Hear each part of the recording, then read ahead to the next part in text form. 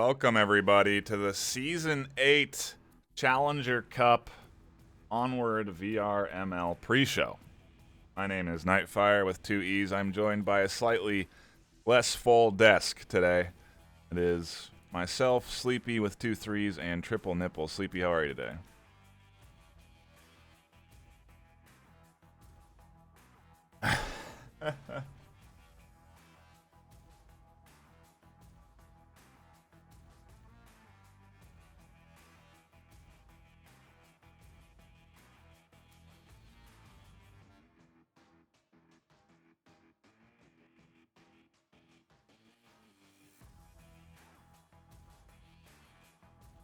Yeah, we certainly do have quite a good number of rather competitive squads in this group stage.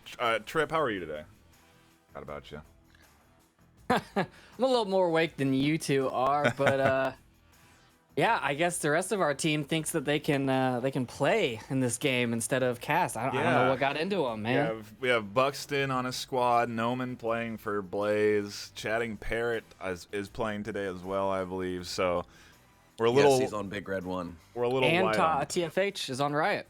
Yep. Is he? TFH is on Riot, exactly right. I don't know if he's playing though. I think he is working.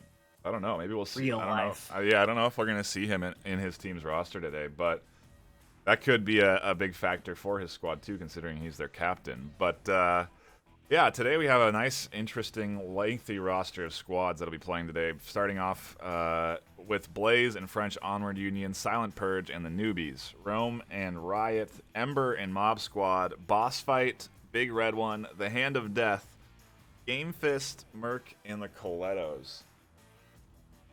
And then Flaming Randos. Yeah, they are getting A round 1 bye due to an uneven number of teams. We had a last minute back out with the Loyal Dogs from over in the Canary Islands, I believe, near Spain.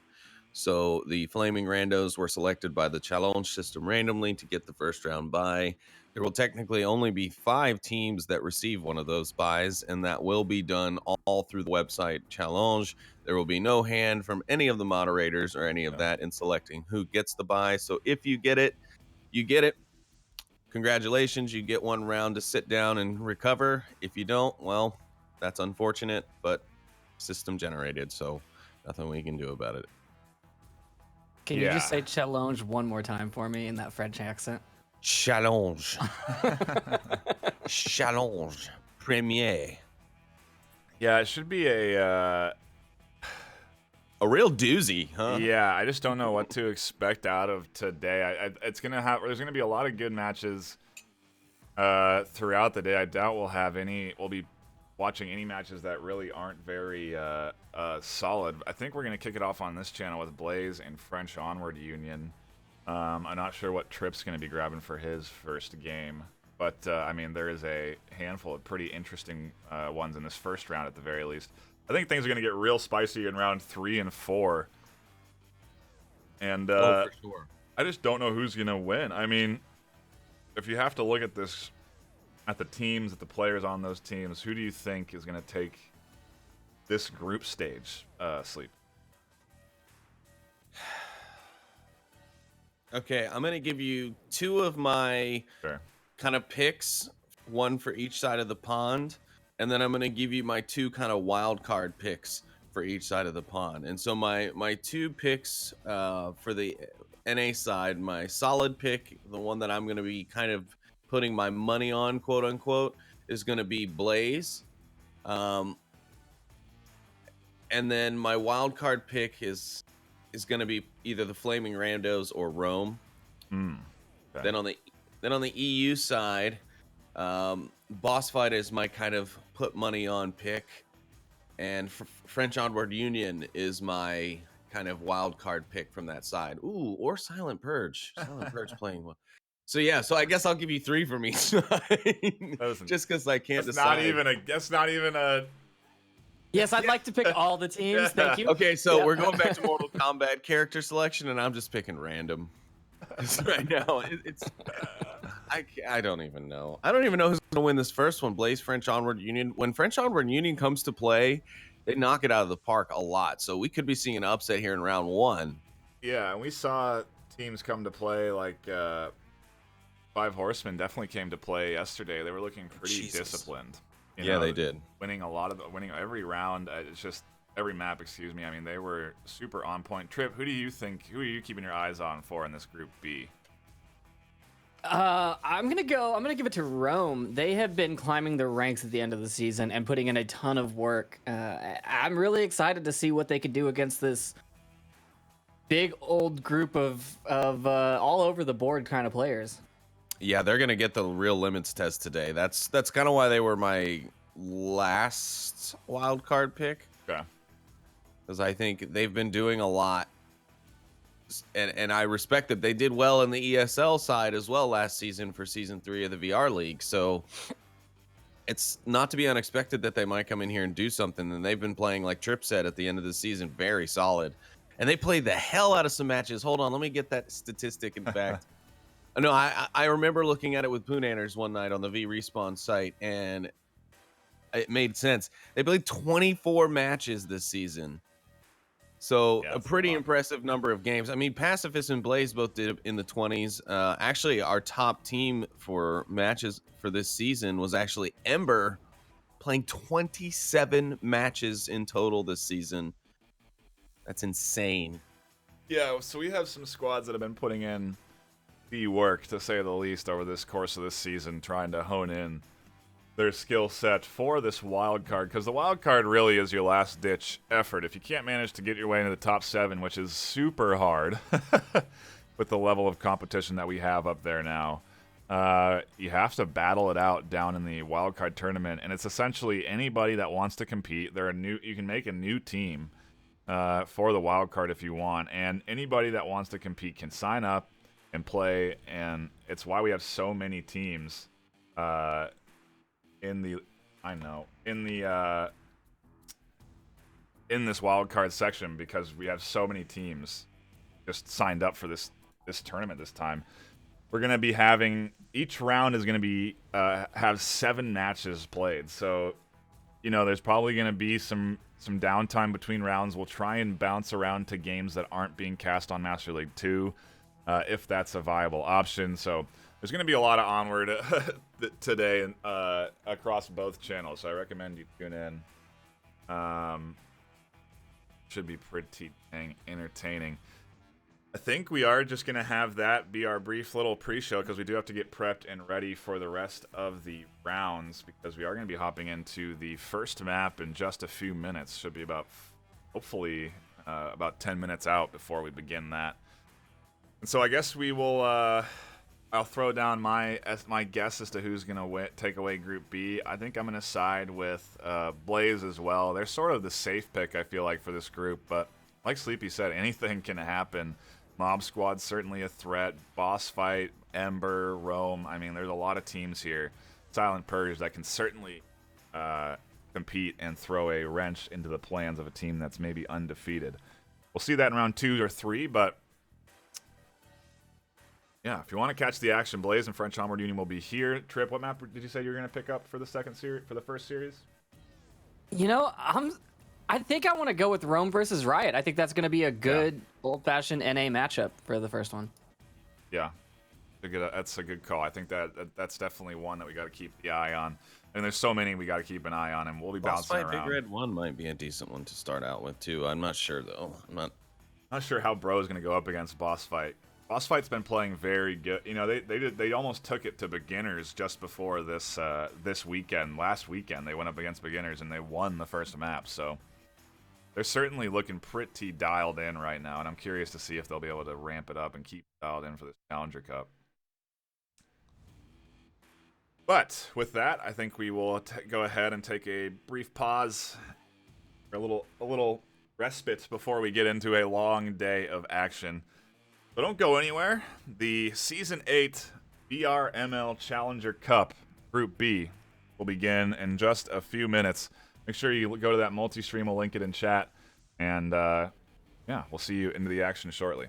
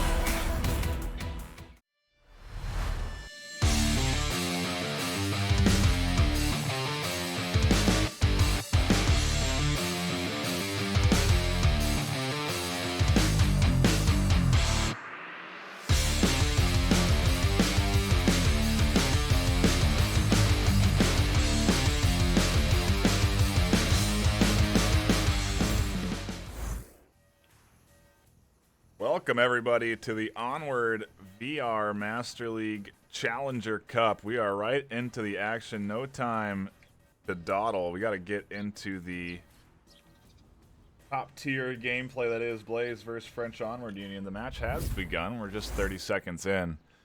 Do a quick overhead just to get you up to speed. My name is NightFiree with 2 E's. I'm here with my co-caster Sleepy with 2 3's. Sleepy, how are you today? I'm doing well, Nightfire. Excited to finally get into this. But no, that is not an error on your screen. You are only seeing currently 4 French Onward Union players. We weren't really given any good warning about the start of this one, so we apologize for the quick slingshot into the match here. But we haven't even really gotten explained what's going on as to why FOU is only using 4. We were told a little while ago by our casting compadre, Noman, that one of their guys was having tracking issues, so I'm not sure. Maybe FOU playing with only 4 today. Already FOU Bruiser under fire from the ice cream truck building there from Silent Night. Yeah, they're trying to go up the middle, utilizing those walls in the center.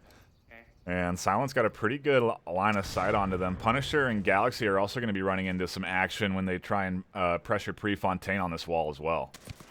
Ooh, and they don't even spot him. Punisher goes down.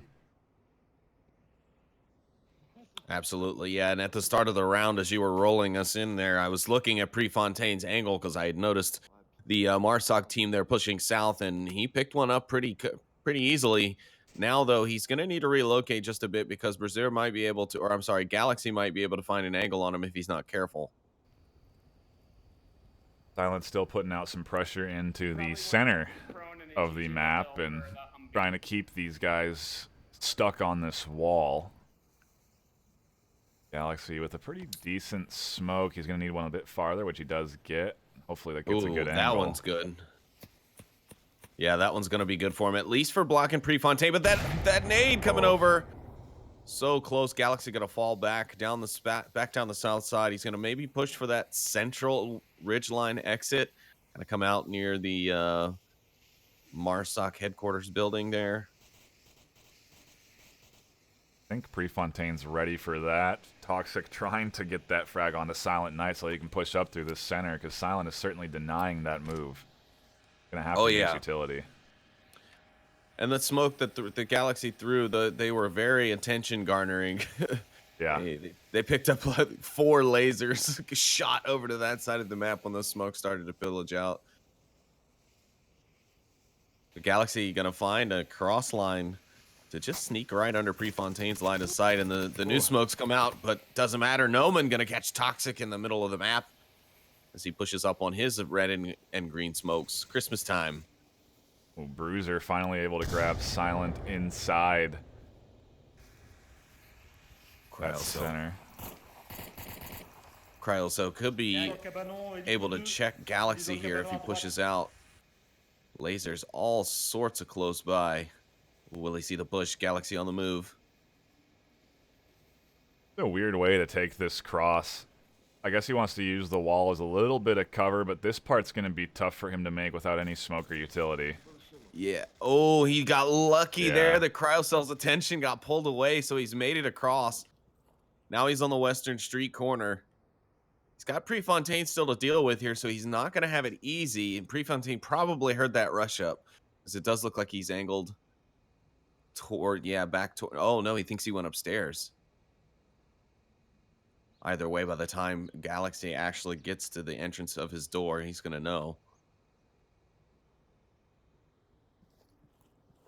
Well, there goes FOU Galaxy, and there Prefontaine gets the shots. Blaze take the round pretty handedly at that with a 4.5 man up defense on round one of round one in our Group B Challenger Cup. Yeah, this is the very start of the group stage. If you, I guess, even if you have been around, we haven't really had a chance to do a solid intro, but this is the Group B, map number 1. There are 5 maps in total. They're all predetermined. Map 1 is Downfall, so every team is playing against each other on Downfall right now. And if you want to catch the other action, you can head on over to Master League 2, where we got a multi-stream going on. So I recommend you fire that up and you watch both 1 and 2 and make sure you can get all of that Onward goodness, because this group stage is packed full of some talented players and teams. That is very true, Nightfire, but it looks like FOU has 5 in their Discord channel now. They're appearing to maybe talk their guy into the lobby. Oh, nope, now we've lost another one on FOU side. Well, kudos to them for playing, though, because I feel like they were probably they didn't want to have. They know that if one game's delayed, it's delayed for everybody in the group stage. So yeah, we have to be conscientious of that. It does seem like the auto timer has been discontinued, so we will not be seeing the round automatically start. But yeah, it's good for them to keep the round moving. But hopefully, if they're trying to get this going, it looks like now Metier's in the building. So I believe that was their guy they were waiting on. So now let's hope that they can get their 5th player in, and we can go about this 5v5. Because you hate seeing a team have to play at any sort of disadvantage right out of the gate, don't you, Nightfire? Yeah, and we had it happen yesterday too. So I'm not sure what the trend is here, but it's strange that some teams, we don't talk about it much, but the time slot of this for this wild card, at least for NA teams, is relatively early. So I understand maybe an NA team not being fully prepped. Maybe one of their players overslept through an alarm or something like that. But FOU, it's like the middle of the. It's not even that. It's like the prime time.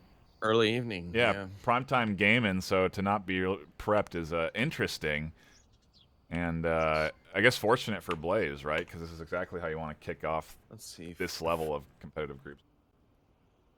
Well, it's 20 after 5 p.m. in Zulu time, so that's Greenwich Mean Time. So that's GMT. So yeah, I mean it's like time zone. At worst like 20 after 8 p.m. Granted, this is round 1, but anyways. Oh, it looks like we have all 5 FOU members back in our lobby now, though. That is reassuring. Means we should see a solid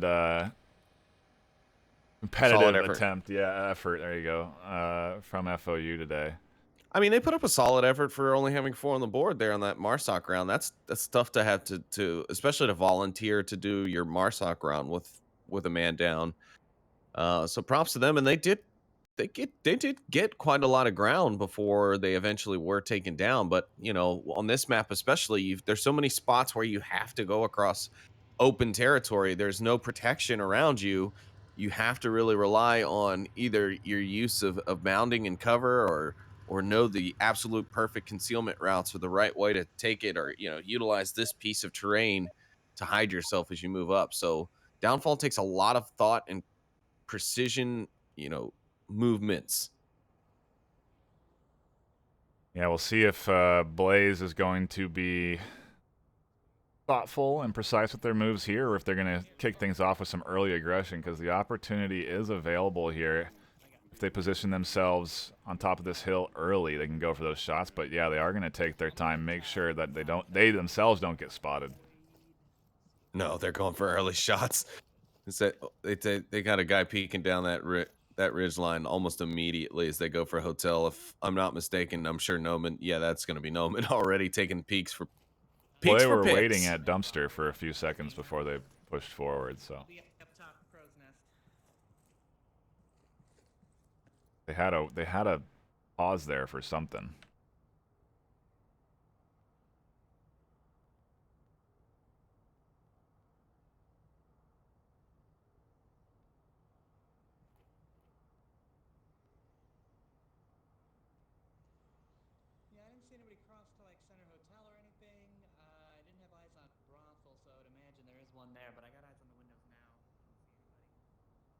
Noman takes control of northern rooftop and then begins to radio in any information he can gather from that position, but it doesn't look like it's a lot.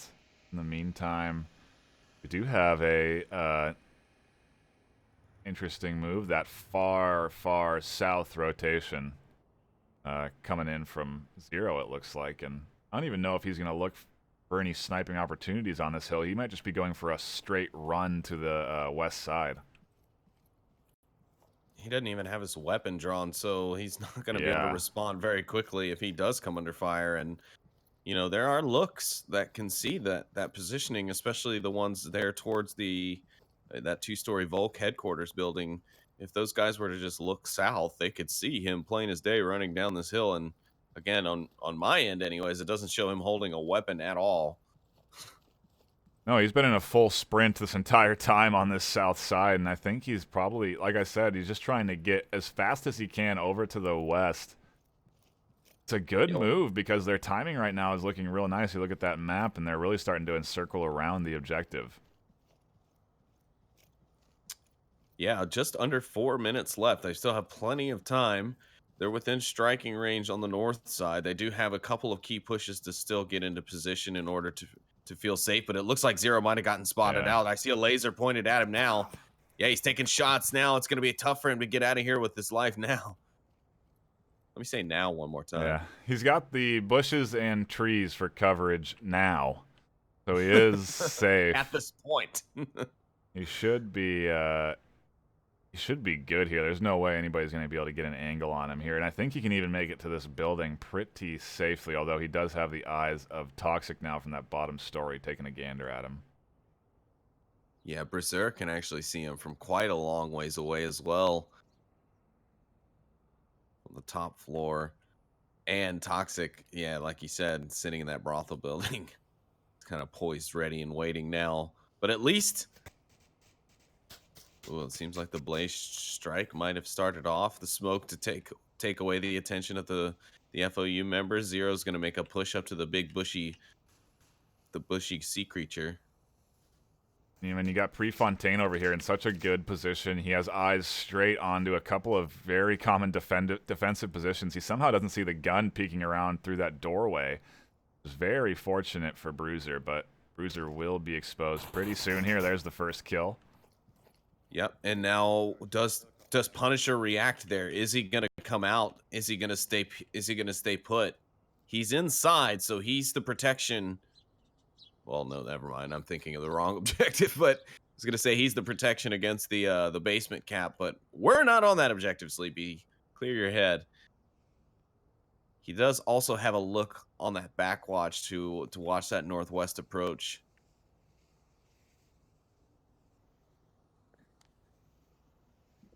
Gonna stay safe. Zero making his move up on the west. He did just spot one of his teammates. Hopefully he doesn't team kill him there on the corner. He does hold the shots there. He's got an awkward fence to get around, and he does somehow manage to not get spotted on this rotation. How is Zero planning on dealing with Toxic here? He's right outside. Toxic's definitely heard him run up. He's looked over in that direction. Now the shots have been called in. Mathieu gonna take Zero down in his shots from on the objective building. Now smokes are coming out from Blaze on the south side. It looks like Noman's starting to push towards the objective. 1 minute, 12 seconds left. Silent Knight's gonna peek the two-story and find Punisher in the basement. Now Noman's on the push towards the objective building.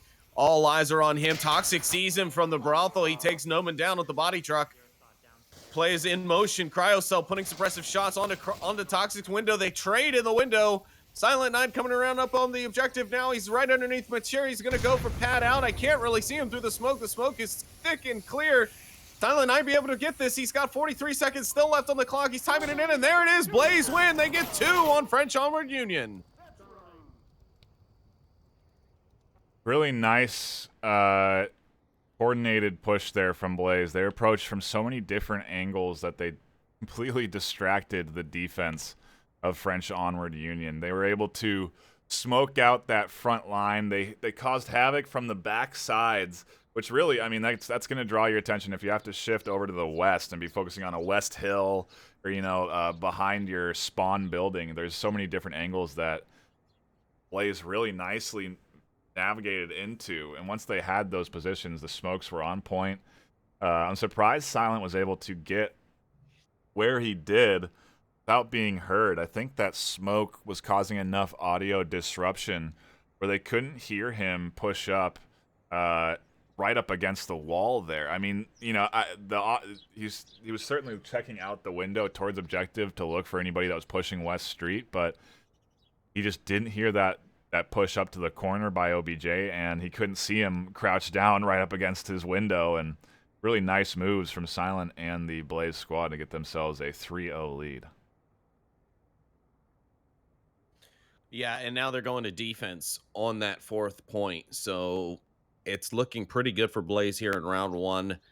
French Auburn Union, of course, having a little bit of a false start, having some issues with the players tracking, then having some restarting issues after the first round. So they've had a tough go in the start here, but, you know, it is round 1. There's 5 rounds. Things will actually shape up a bit anyways as teams start getting matched. The system starts putting them a bit closer with their competitors. Things will shake out of the tree as we move on. But anyways, they're already kicking things off. It seems like French Onward Union no longer wants to hold things up any more than they have to. So we are on the go. Blaze at the dumpster building, defending for their final point here in the round 1 of our Group B Challenger Cup Onward VR Master League. Interesting. Smoke tossed up onto the hill. I think that may be designed to distract or for Noman to push up there. I wasn't sure if he was going to take that and utilize that smoke, but it's a really good one. It does an cover eye well. vision, and he's going to be up in that 2-story pretty nicely. He has actually a great angle down. We might see some very early action. Cryo, danger close to these guys. Shots come out. Yeah, I don't think that was going to go but one way for Cryocell there. The smoke drew their attention. He had 2 shooters crossfiring on him that whole time. I will admit it did take a little bit longer than I would have expected for him to go down, but you know, a panic fire does set in for a lot of times for both teams. So French Onward Union starting this one off with a bang, already taking down one member of Blaze. I know no one's up in that 2-story as well. I think the smoke was one indicator, but then Galaxy has spotted him up inside that window, so they're well aware of that defensive position he holds. In the meantime, Toxic has found Prefontaine on a pretty aggressive rotation, an interesting one at least. Confirms the shots there. Wow, and that's already 2 members now down for Blaze. Things not looking so hot for them in their quote-unquote gimme round for the first stage in our championship here, or our Challenger Cup. Man, he is painted. That window is just there. He's just looping the window now with that laser. Yeah, one thing we talked about the other day is that the dot of your sight can sometimes get in the way of what you're able to see in VR because of the resolution and how easy it is to spot or how hard it is to spot people just on the corners and stuff like that. It's sometimes helpful to keep that sight moving just a little bit so that you can keep it free and clear. And shots from Noman come in, and Punisher gets picked up. Such an interesting angle to be able to find. And he's still got the attention of the remaining FOU shooters down in the valley. But he's smart. He's staying back up against the wall. He's definitely not going to move out of there. Oh, and now he's taking the deck to move out of the way. He's going to have some problems, though, as FOU do have a shooter way up on the hillside. Brazier is way up top there in the backfield, if you will. If I can't get you over there. Here we go. He's coming down from the very top. So Noman's going to be finding himself surrounded here very shortly, but the remaining 2 members of Blaze can technically hold this down. 3 minutes, 20 seconds left on our clock. Noman going to rotate out. Will he find Bruiser first? Who's going to win the trade? Wow. And Noman finds the kill. That was a really long firefight in Onward. It was fully engaged. Like, both shooters didn't stop. They both continued to shoot until one died, and Noman ended up winning. And that might be because he's using that LMG. He's not using an assault rifle. Ooh, but he could be in trouble here. Galaxy looking up to the corner, and he does find the headshot onto Noman. Noman goes down. Just 2 members of Blaze left. A Silent Purge move, or not Silent Purge. Stupid. French Onward Union move in with 3.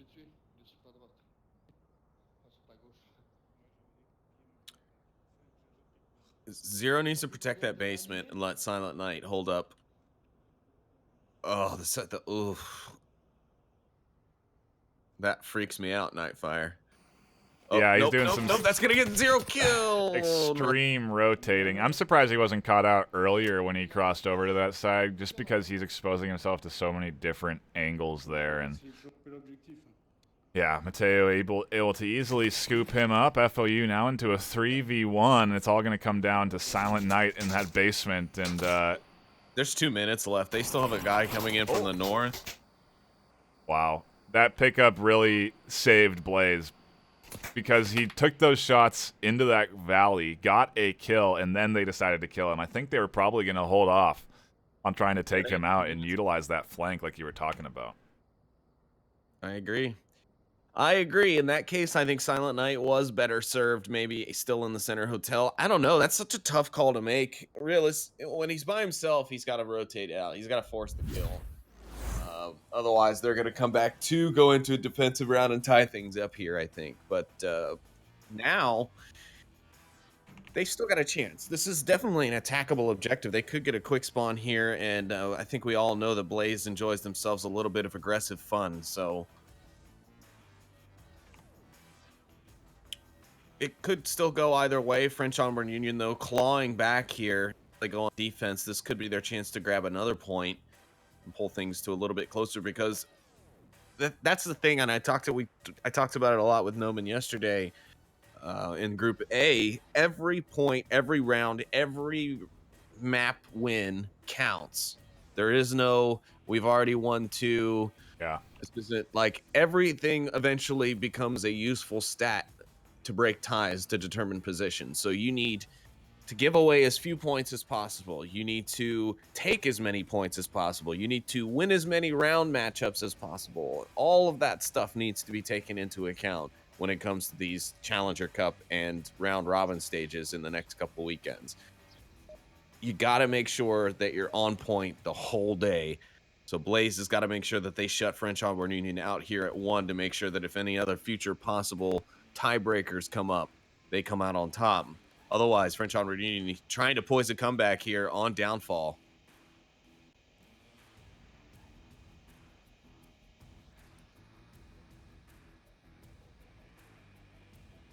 Round number 1 begins. Sounds like Blaze are going to go in heavy from their southeastern spawn. Going to try and run in as a hard firing line. Shots have already come out.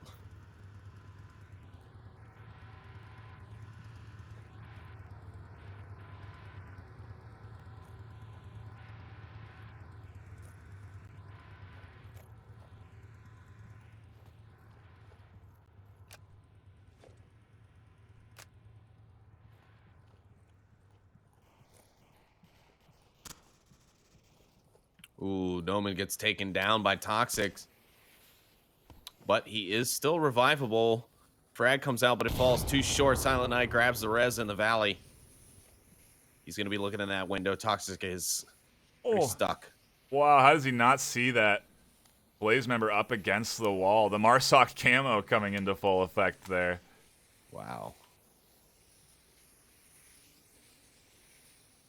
Oh, Toxic going to go back to that window at the wrong point in time. Oh, they pulled the trigger too soon. Silent Night a little too itchy on that trigger finger, but it does allow Noman to get across that crevice. He's going to try and maybe get up behind Toxic now, or see if he comes to get aggressive on the push. Toxic returning fire onto Silent, but here's where he's going to tuck in. He's not going to wait. And Toxic does have Punisher at the bottom of the hill.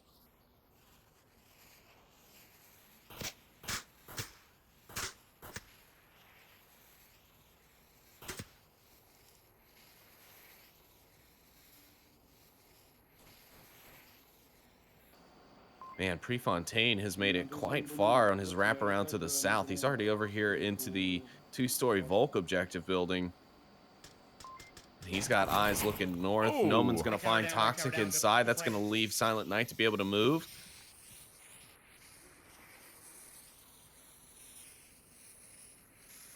There's one in HQ building. Go get that revive.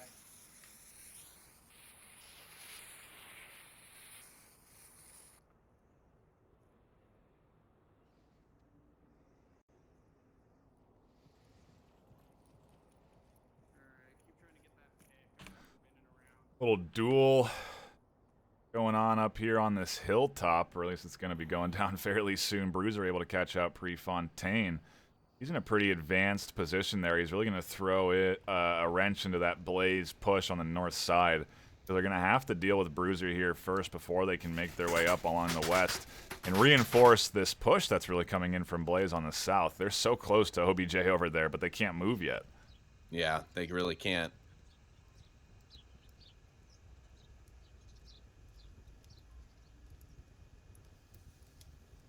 The FOU defense set strong here on this dumpster building objective, where they almost were able to get a cap against Blaze in previous round. It's one upstairs, objective building upstairs. Shots will ring out from Blaze now.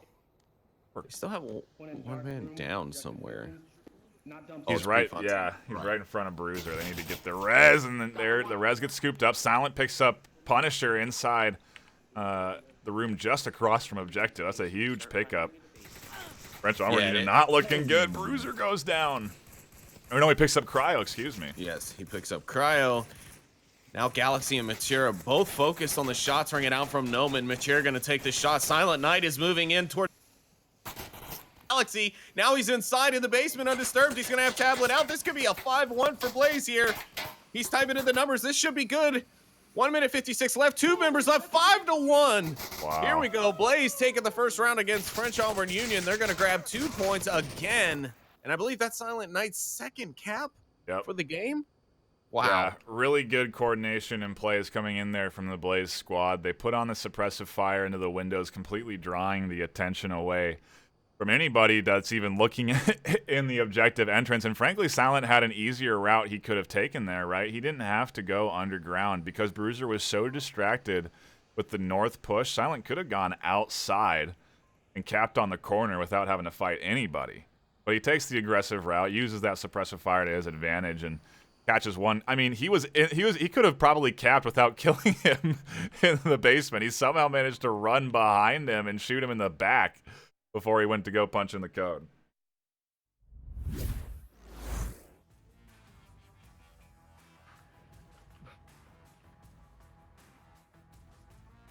Yeah, some amazing freaking plays there from Blaze. They managed to sneak under the noses of FOU a couple of times there. Good rounds. Good rounds. We'll take a look at what made up for giving away a point by taking an extra point. Yeah, right. Take a look at what we could be having coming up next. I think we're still waiting on some teams to finish up. Yes, seems like according to the challenge website, we have 3 games which have not finished up just yet. Call it a challenge. Okay. I guess it's not, but I can't get over that it's challenge. It doesn't make any sense. Well, it depends on who you are or where this was originated. I don't know where this was started from. So, True. Anyways, yeah, it looks like Roman Riot still need to finish. Ember and Mob Squad still need to finish, and Merc and the Colettos also need to finish up. So, I don't know, NightFiree, do we want to try and hop into any of those? Probably not. Games? Okay. Yeah, I think we will. Just wait for those to wrap up.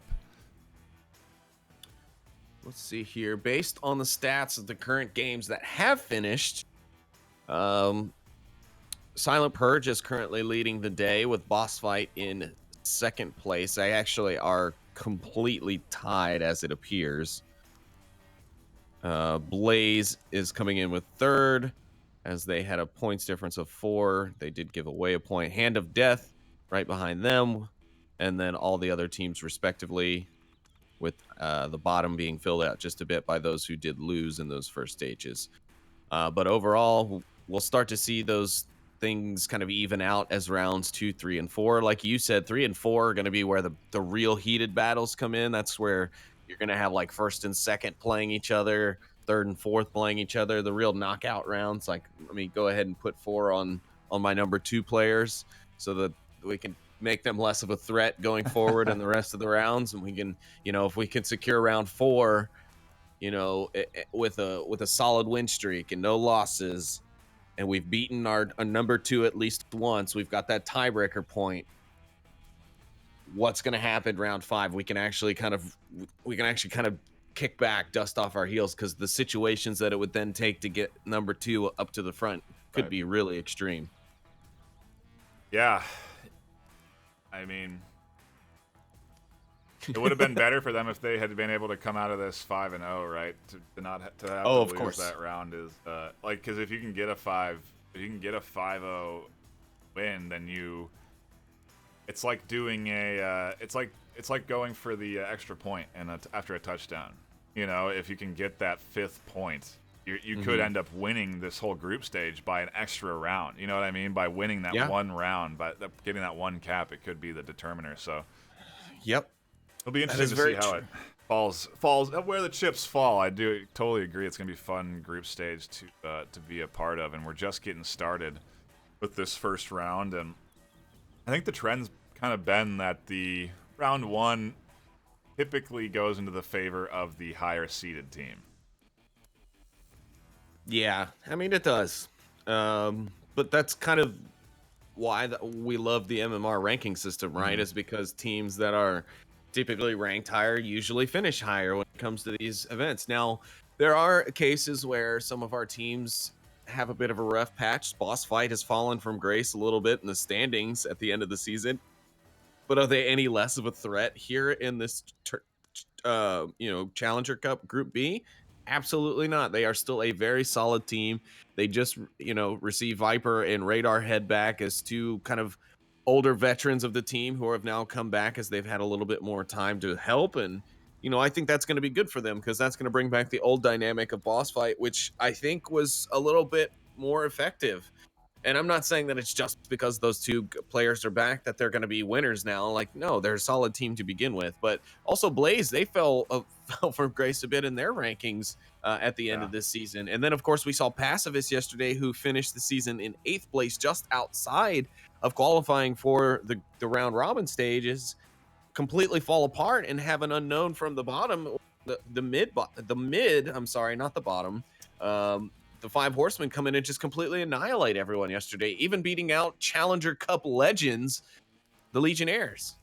Yeah, it was certainly a uncharacteristic performance from the 5 Horsemen, in my opinion. They looked very much much more on point than they have throughout the season, and if they keep that up, they're going to be a tough team to beat for whoever comes out ahead of this Group B, because that's who they'll be going up against this coming week. Fun to catch that series as well. That should be matches. But I think we will go to a brief intermission while we wait for the rest of the rounds to hash out. I suppose we could join one of these. How many more rounds do we even have left is the question. That's the question. Not a lot. It looks like only one team has to finish still, so we will cut to a brief intermission, probably pretty short, and then we'll be right back into round number 2 of the Challenger group stage. Don't go anywhere.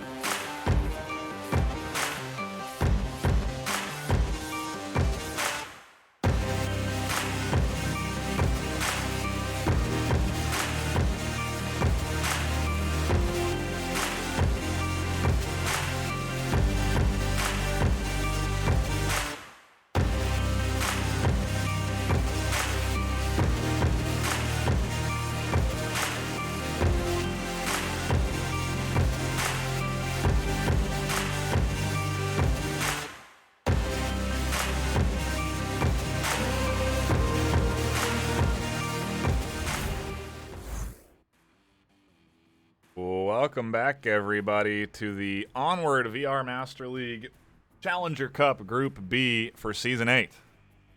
I'm NightFiree, your host, still here with Sleepy 2-3s.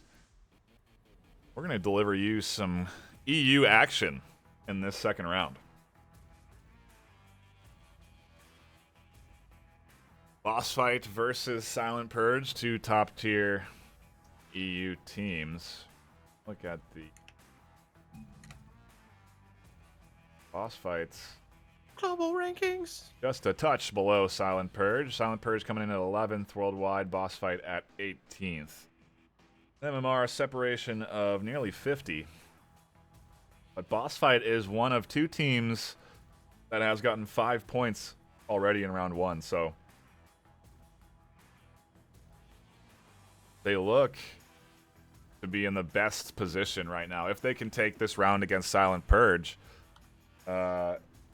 that's going to be the start to this group stage that they need. Yeah, and looking at how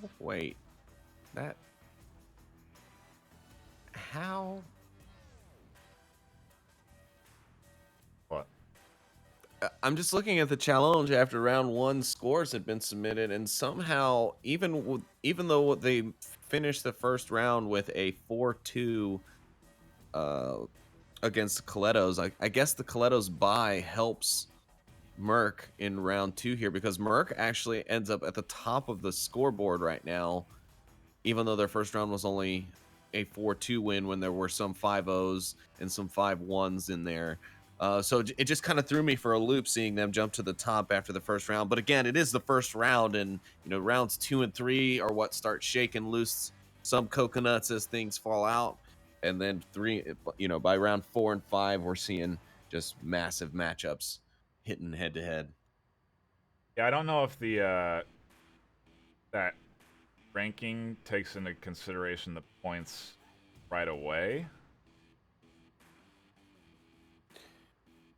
I think it's because it looks like the Colettos got the bye on round 2 here, so I think their bye win counts as a 4-0. I'm not actually sure how many points that counts as. I don't know how that's considered. In fact, Colettos didn't get a. They're bad. They got a bye on Cargo. They're not in this round. Yeah, so that's they not played going the to last factor in yet. Well, maybe that's why Maybe Merc's not technically ranked then. I don't know. Somehow a 4-2 gets a tiebreaker, has a tiebreaker point as well, which is why I think the bye is being factored in already.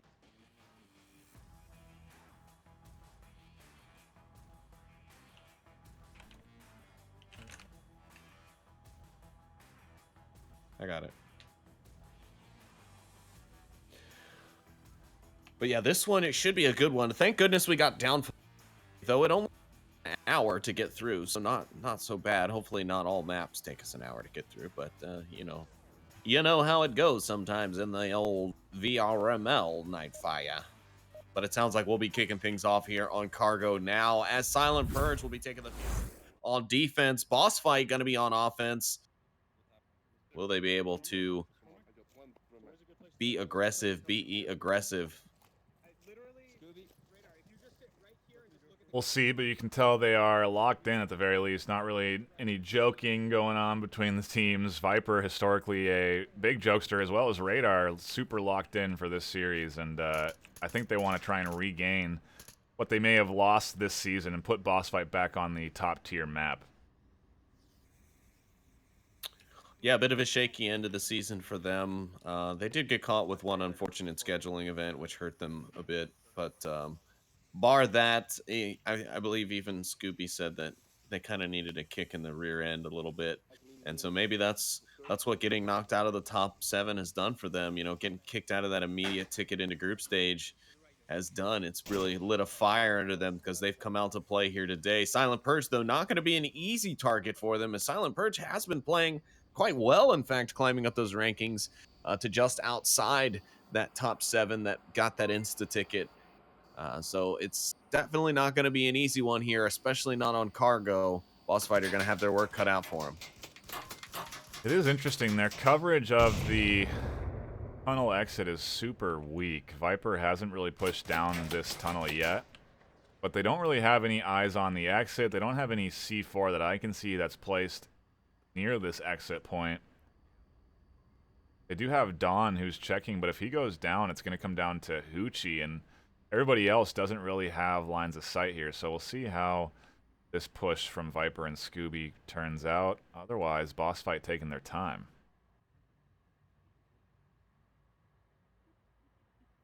Yeah, 4.5 minutes, plenty of time left. They are about midfield now, or at least Scooby is. Legel with the pre-fire on the other side. Got that SA-80 raining down bullets. But yeah, Silent Purge definitely taking a very passive defense here. Not getting aggressive at all, when aggressive behavior can actually lead to some hallmark plays on this map. You can really get around behind your defenders, but maybe not so much against boss fight. I guess they know their lesson. Looks like it's time for boss fight to make their move. They all converge into the center. Smokes come out, a nade coming in, but not quite on point. Just a little too early. If it had been a bit later, it might have caught Viper there with the shield, but nothing doing. Boss fight still with all 5 up. Silent Purge as well. 3 minutes, 25 seconds on your clock. And the push seems to be starting now. A lot of smokes coming over from boss fight. A frag here, frag there. Not going to be enough. That smoke going to bounce back off the rails. Ooh, that grenade from Viper might get a good bounce. No, it does not. Scorpio finds Viper. Legel finds Scorpio. Wait, Scorpio?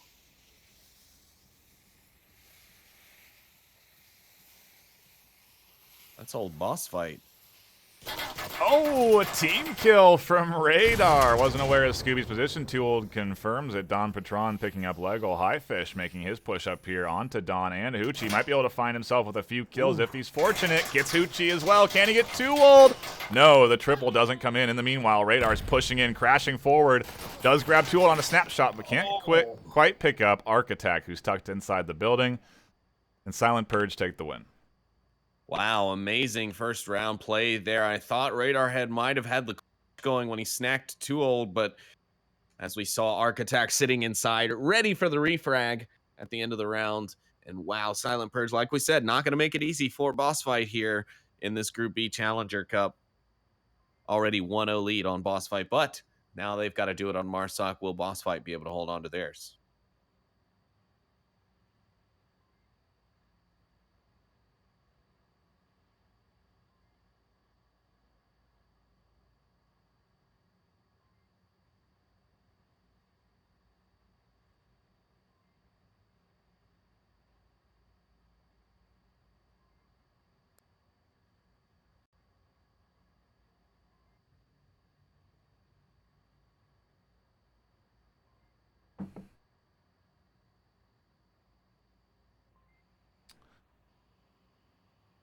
Good start to the series for Silent Purge. We'll see how this sucker shakes out.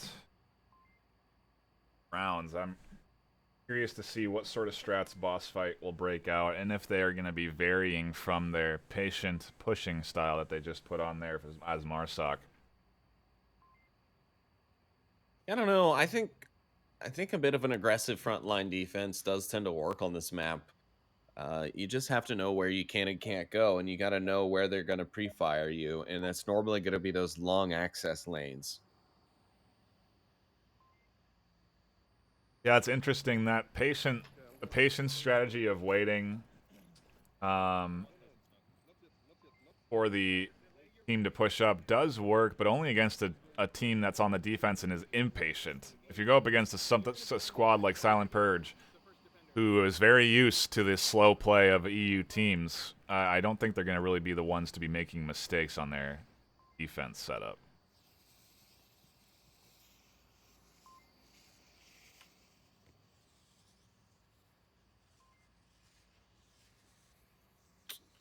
It looks like boss fight not going to be aggressive. They're going to play the backfield defense. Just actually a quite similar look to the Silent Purge defense. I wonder if that's taught at EU Onward School, at EU Onward University. Gotta be. This wait and look for the pick strategy seems I to mean, be both common. sides looking almost exactly the same here at the start of the round. But of course, it's at the end as things ebb and flow between the two teams that we see which ones really got it all sorted out. I mean, because to be honest, tonight, there's only but so much you can do starting out. If you're not gonna go in hard and just kind of go for the shock and all aspect, you've really only got but so many options, especially once your defense is set, because a lot of the spots are going to be pretty common defensive positions, right? You're not going to be seeing anything too out of the ordinary. At least with I'd say 3 out of your 5 defensive spots are going to be pretty common cross watch spots, and then you'll have 2 which are the real mystery. Like for example, Radar Head's position here in the back is kind of what I'd call an oddball defender spot that I wouldn't personally know to quickly check. Otherwise, everything else kind of seemingly standard from the boss fight defense there.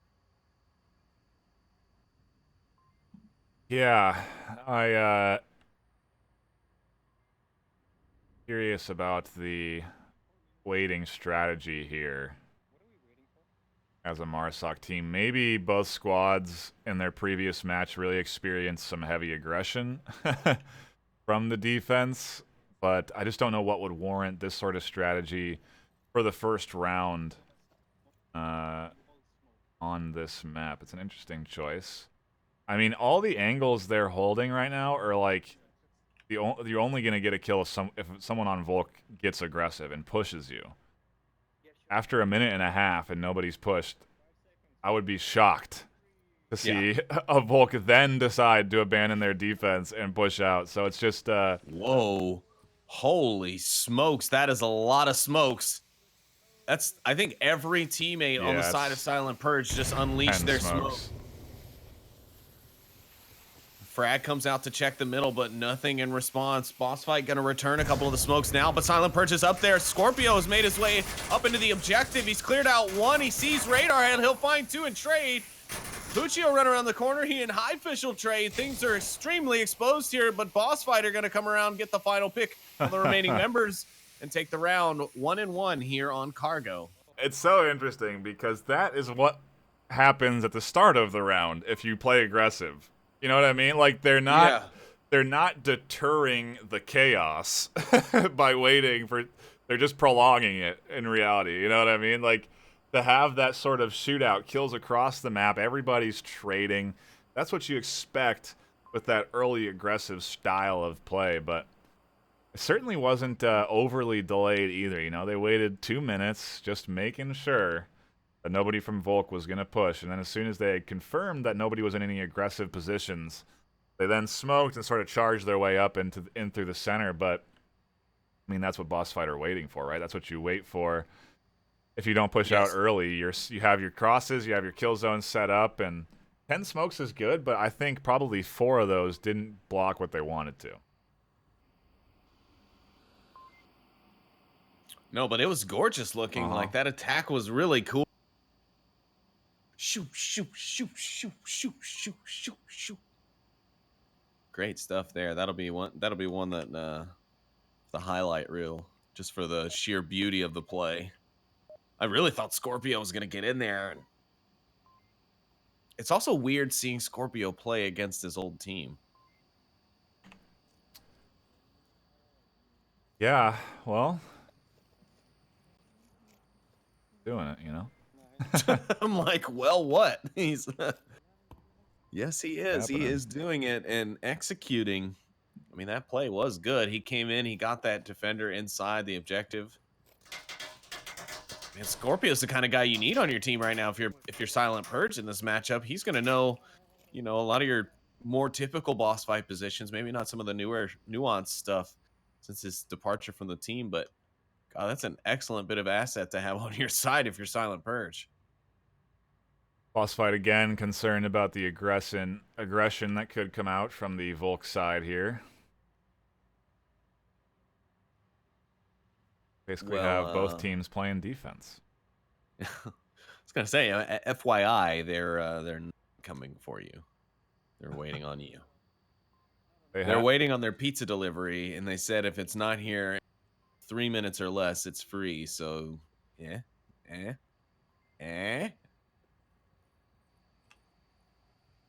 I think we're probably gonna see another 3-minute push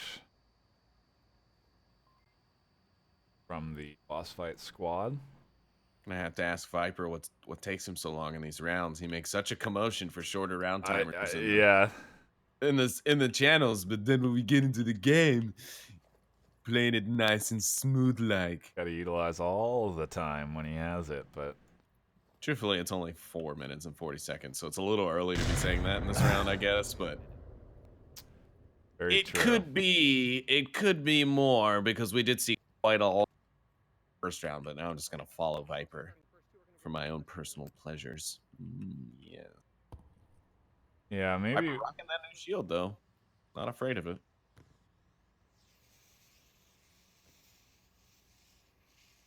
See what happens. Smoke's coming out. 4 minutes on the clock, so maybe the push coming in a bit early than anticipated. Nades coming in from the Volk side. Those aren't going to be terribly effective. None of the nades catching anybody out yet. Highfish just dodging one himself there.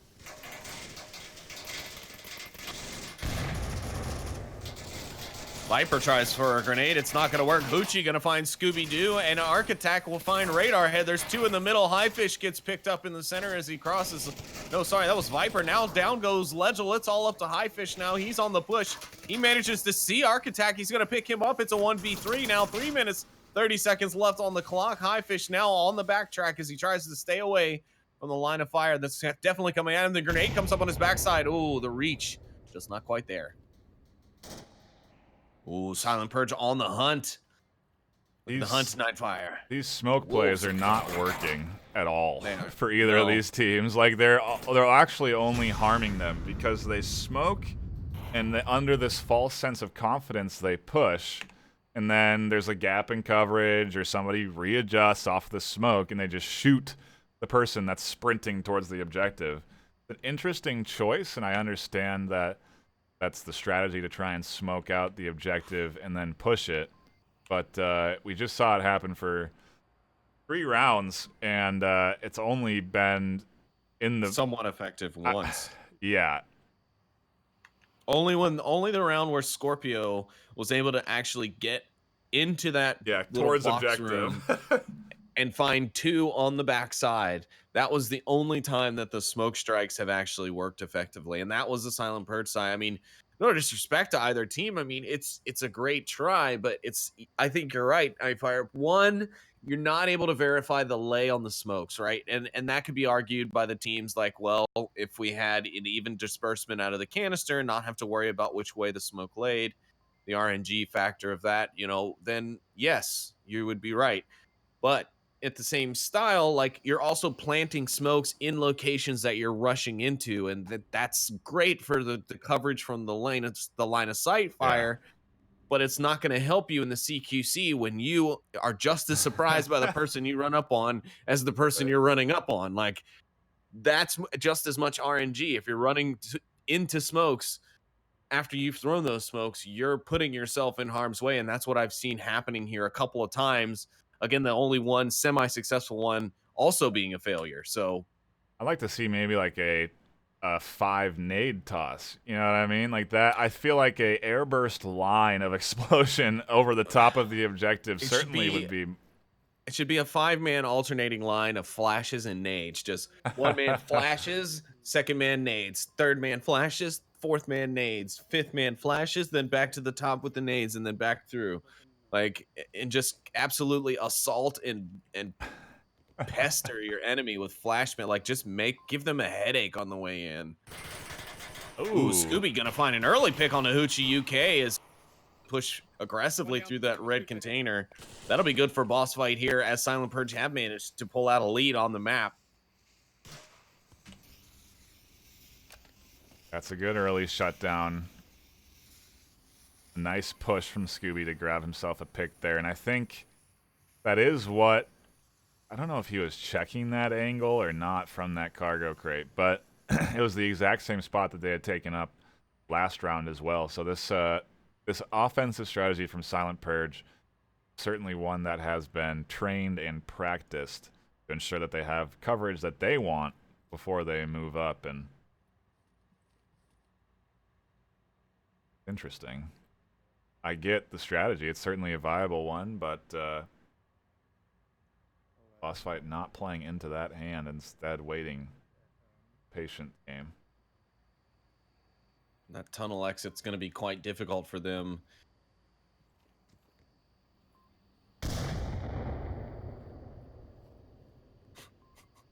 Architect trying to bait out some rushers onto the tunnel. Meanwhile, it looks like Scooby-Doo giving hand signals at the cross. And Highfish just wanting to blow Scooby's brains out. He's like, I will not listen to your reign of terror any longer, Scooby-Doo. Scooby-Dooby-Doo, where are you? Gonna shoot you down now.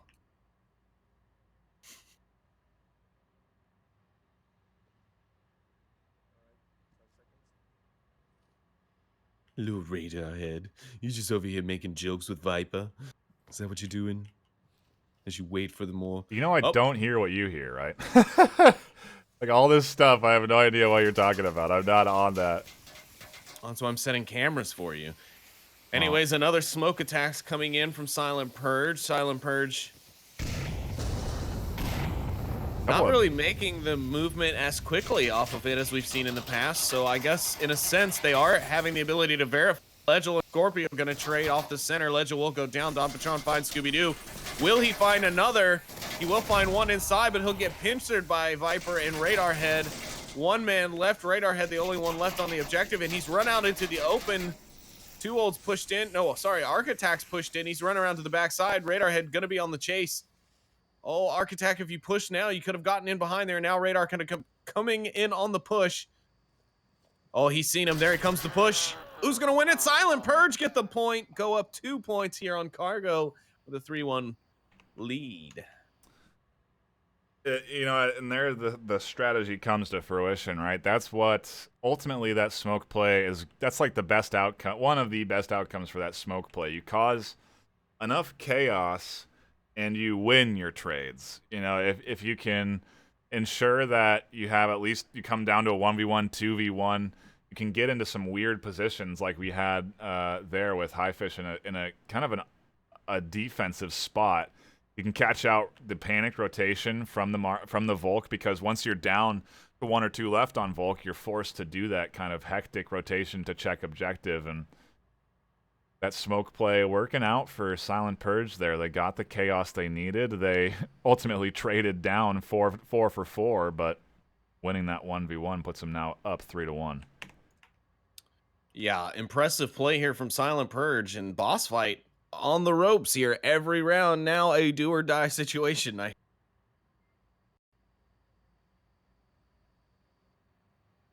Every round going forward is a do or die here for boss fight. They have to convert. I think they need to flip the script. They need to go aggressive now, right? They need to throw off Silent Purge's equilibrium. Silent Purge has now gotten cozy. They've snuggled into their angles. They've got a couple of gimme rounds that they can let boss fight technically, quote unquote, have if they must.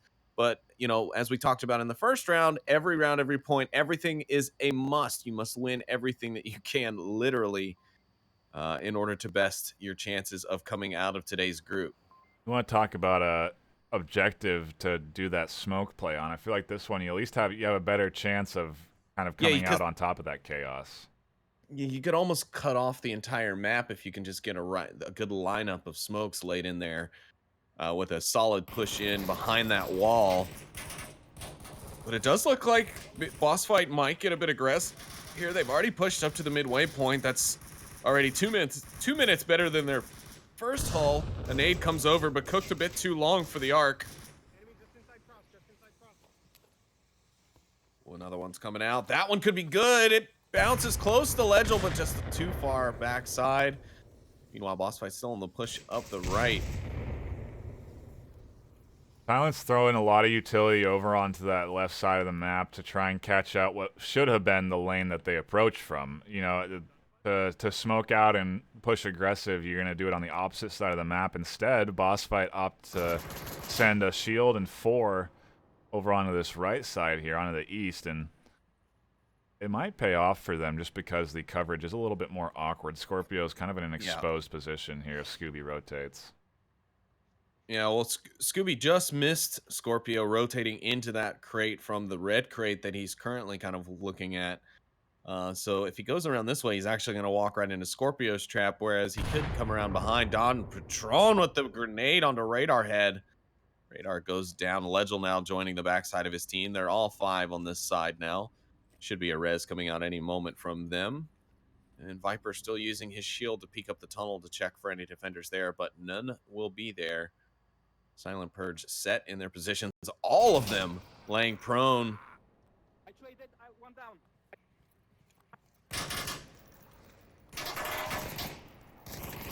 Quick trade throws the center of their defense into a bit of chaos. Radar Head able to catch out Tooled on a rotation, and Don Patron's got to be careful. If he overextends and over-rotates, he could end up exposing himself to Radar Head, but instead scoops up a nice double kill. Wow, great play there from Don Patron, and now Silent Purge take the advantage on the map again. There's a 3v2 situation now, and they've got Highfish way in the backfield on the rotation. He's going to be backing away, trying to make sure that he doesn't get caught up in any crossfire. And then, of course, you got Viper, who's still just kind of in the backside of the tunnel waiting for anyone to either come through or go on a rush hunt.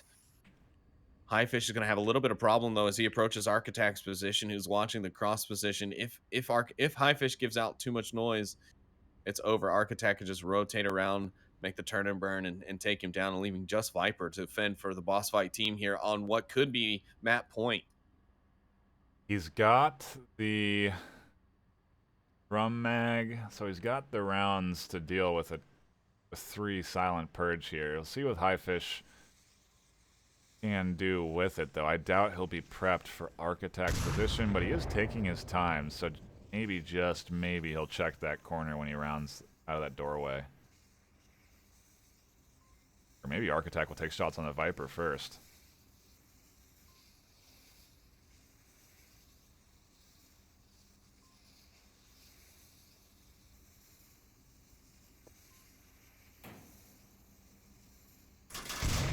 I think Highfish just heard that. Architect hears the stand-up. They're both well aware of each other's position. Who's got the better angle? I think it's going to end up being Architect here. It's a shallower angle. Oh, but Highfish is going to rush out and give it to him anyways. Architect now on the backside of Viper. He should be able to come around and find some meaty goodness. No, he's not. He's going to miss Viper on the flank. Huh. Wonder what ticked in Viper's head for him to drop back this way. Maybe after losing one on this side, he wanted to challenge, but I feel like when he lost Radar and Legel on that double, he should have started rotating back to find Highfish so they could work in more of a kind of shielded turret manner where Highfish took the high side and would, kind of back up Viper from behind.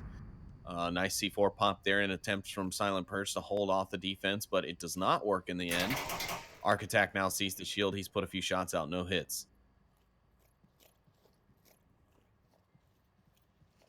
Viper is certainly pushing it.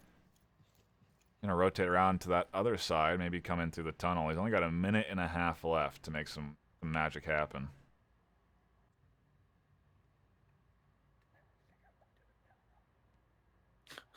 He'll never figure out what I'm doing now. I don't know. I don't know what that was. Oh, he's a risky boy. He's picked up one of his teammates' rifles at some point. I think he picked up Highfish's weapon. And he was going full-on assault mode there for a moment, but now he has returned to the pistol shield combination instead. So it appears he's going to... Every angle Viper peeks out, he gets shot in the shield. He literally cannot exit a doorway. He can't round a corner. He can go through between white and green Cargo. He got shot just a few seconds ago from that angle, so he's a little bit nervous about it, and I think he's going to forget about Don Patron, but he catches him out. Wow. Oh, I see, because he's 15. one. Ooh, 15 on the clock. He's got to deal with 2. Hoochie's not back there anymore. He's rotated up, and he's going to catch Viper here on the... Silent Purge will take the win here, and they'll take the win 4-1 over Boss Fight on Cargo. Wow. Not what I would have anticipated after Boss Fight doing so well against beginners to then struggle like this against Silent Purge. I mean, it was a great back and forth, a lot of close couple of rounds, but ultimately Silent Purge able to secure a pretty solid win for themselves. To take one like this from Boss Fight and to take it 4-1 is almost the best it could be for them. Yeah, I mean, that was a great showing there on Cargo. Boss Fight just was not ready for the Silent Purge playbook, and it really shows. But I wonder how much help really was Scorpio on that side. Having him there, man, I gotta think that that's got something to do, right? Like, that's a lot of intel. He was on the team for a while. He knows those guys very well. Yeah, they don't have a ton of time to prep for who they're playing. But It's true. I mean, a lot of things could have changed in this last week. There's a lot of play. I can't imagine that each team prepped for each team in this group stage. There's 16 teams that they would potentially face. But to Silent Purge's credit, they've probably played. I mean, they've played Boss Fight so many times in that EU league. I mean, Silent Purge also played a lot of games this season in general. Like, they really put in the time this season. So having them, they also technically won the VR league, or got second under beginners in the last VR league season 3 for ESL last season. So they were doing well then. They beat Boss Fight then, but Boss Fight got to go to OC6 because of the VRML second place, or the first place winner being beginners, who also won the VR league. So Silent Purge has been on the map for a while. They've just really been putting in the time lately.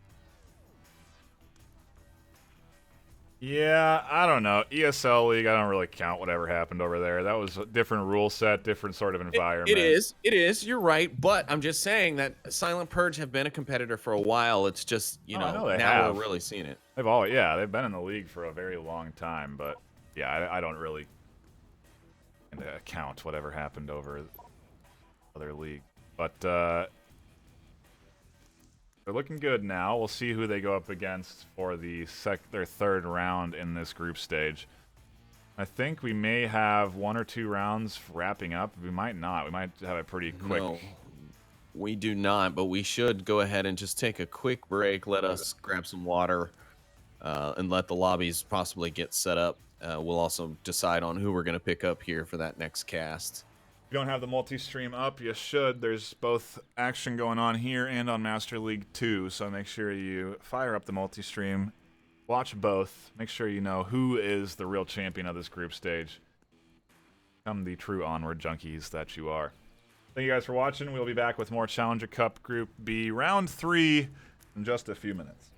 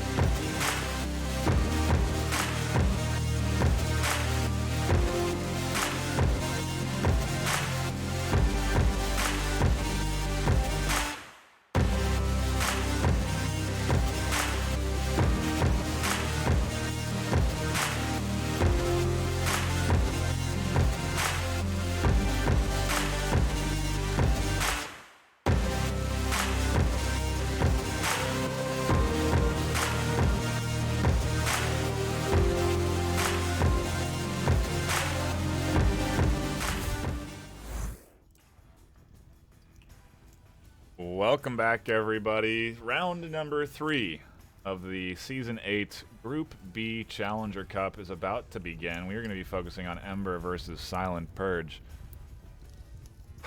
Sleepy, what to expect out of this matchup on Quarantine?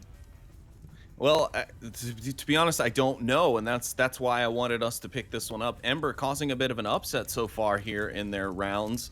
They've already upset Blaze, their big brother team, in the last round with a 4-2 win, and then they beat out who did they beat in the first round? That was a little bit of an upset there. Ember, they also pulled out a win against Mob Squad early on, so they're definitely on a roll here. I heard from TFH that first round that Ember was really boogieing. So some interesting stuff there. I'd like to see what they've got against a seasoned team like Silent Purge, who just put an impressive 4-1 win over Boss Fight on Cargo. I'm going to lean towards Silent Purge because they're looking pretty solid today.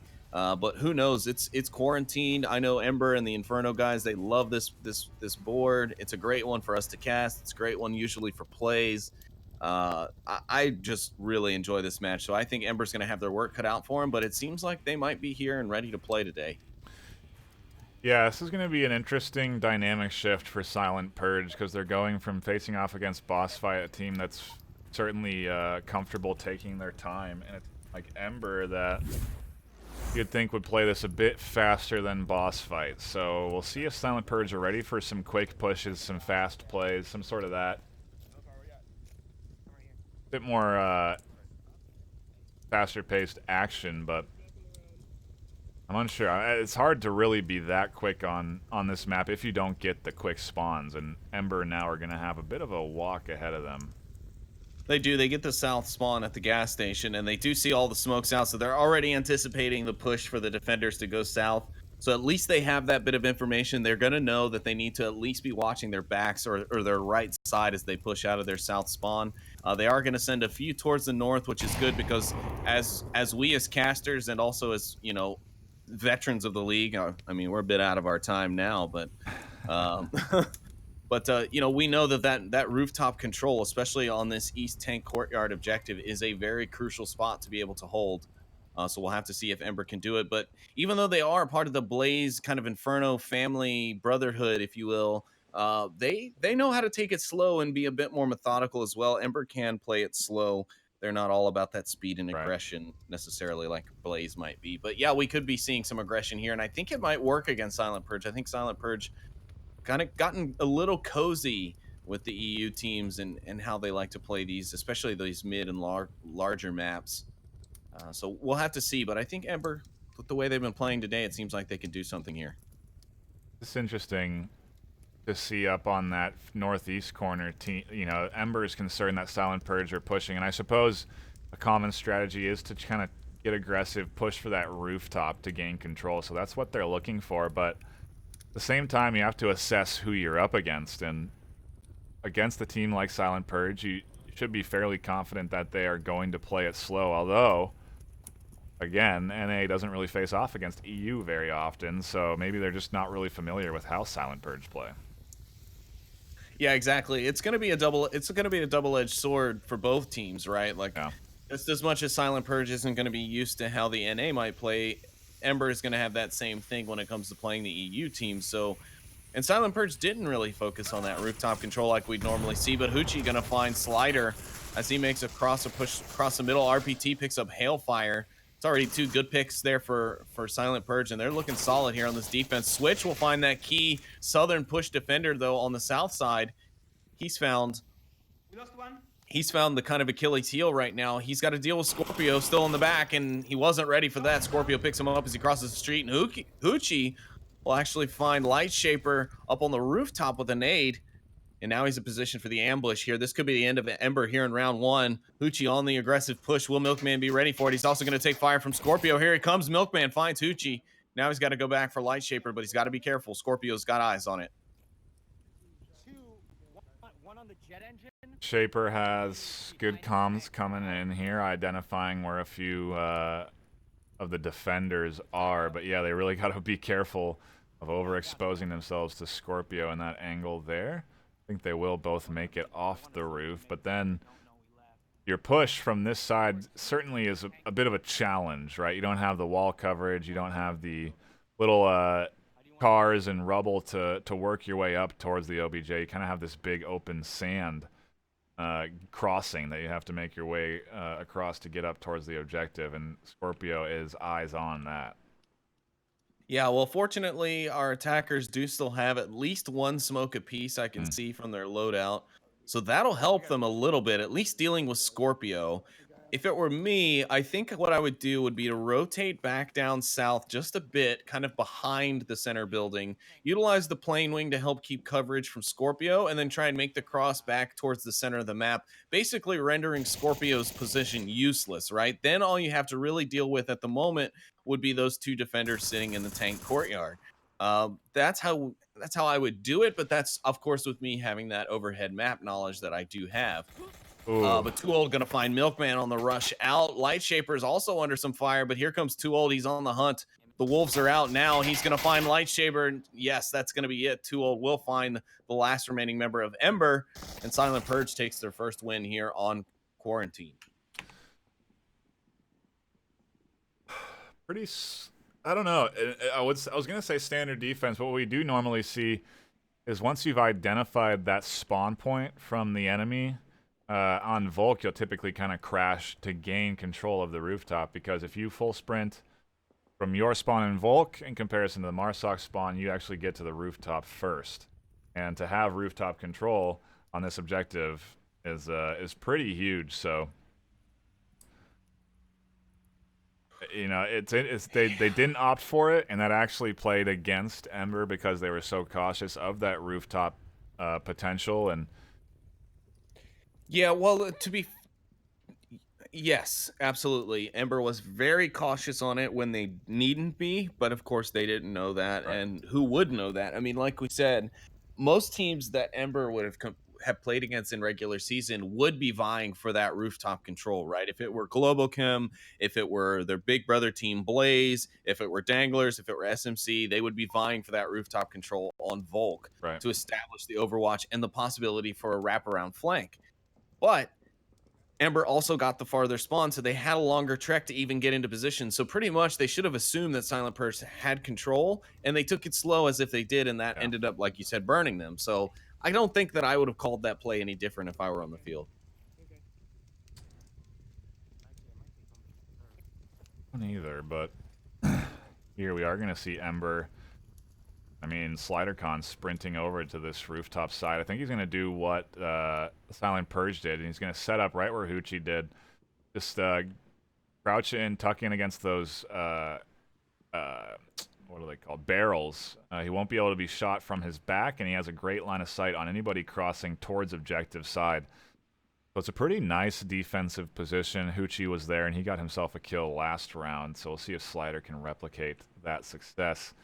And in comparison to how they push, Silent Purge did get the that north spawn. Yeah, so they were able to kind of get control of this north area a little bit faster than Ember were last round. And yeah, so good for Ember for actually not for doing what Silent Purge did and not focusing on that rooftop control directly and kind of following a more passive cover, because yeah, boss fight would have had the advantage there. They've got 3 up north, so even that one defender of Slider who went for that kind of walled off approach,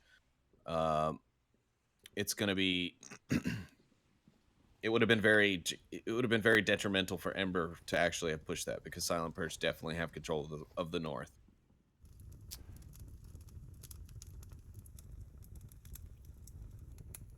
Go looking for any little bit of action. If Slider's not too careful, he could end up clipping through the wall and exposing himself.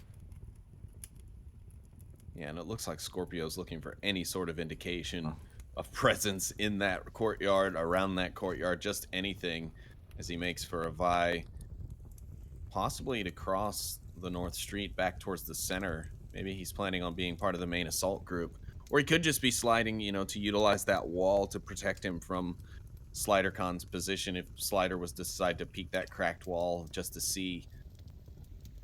But otherwise, we're about 2 minutes in now, or just over, as time ticks away. Silent Purge still setting up, but Ember in a pretty decent little rounded defense. They've got all sides pretty much covered here on the attack approach without being too aggressive. I think they're real weak on objective. If Silent Purge were to sort of all in, the rotation times are long. Yes, yeah, I would say for Silent Purge, they've been known to have some quick cappers on their team. A lot of shooters on their side, being able to turn and burn a couple quick. But yeah, I agree that even though the angles are covered on the approach, if things were to go wrong quickly, the rotation times of the other defenders, you're right, would leave them at a bit of a disadvantage.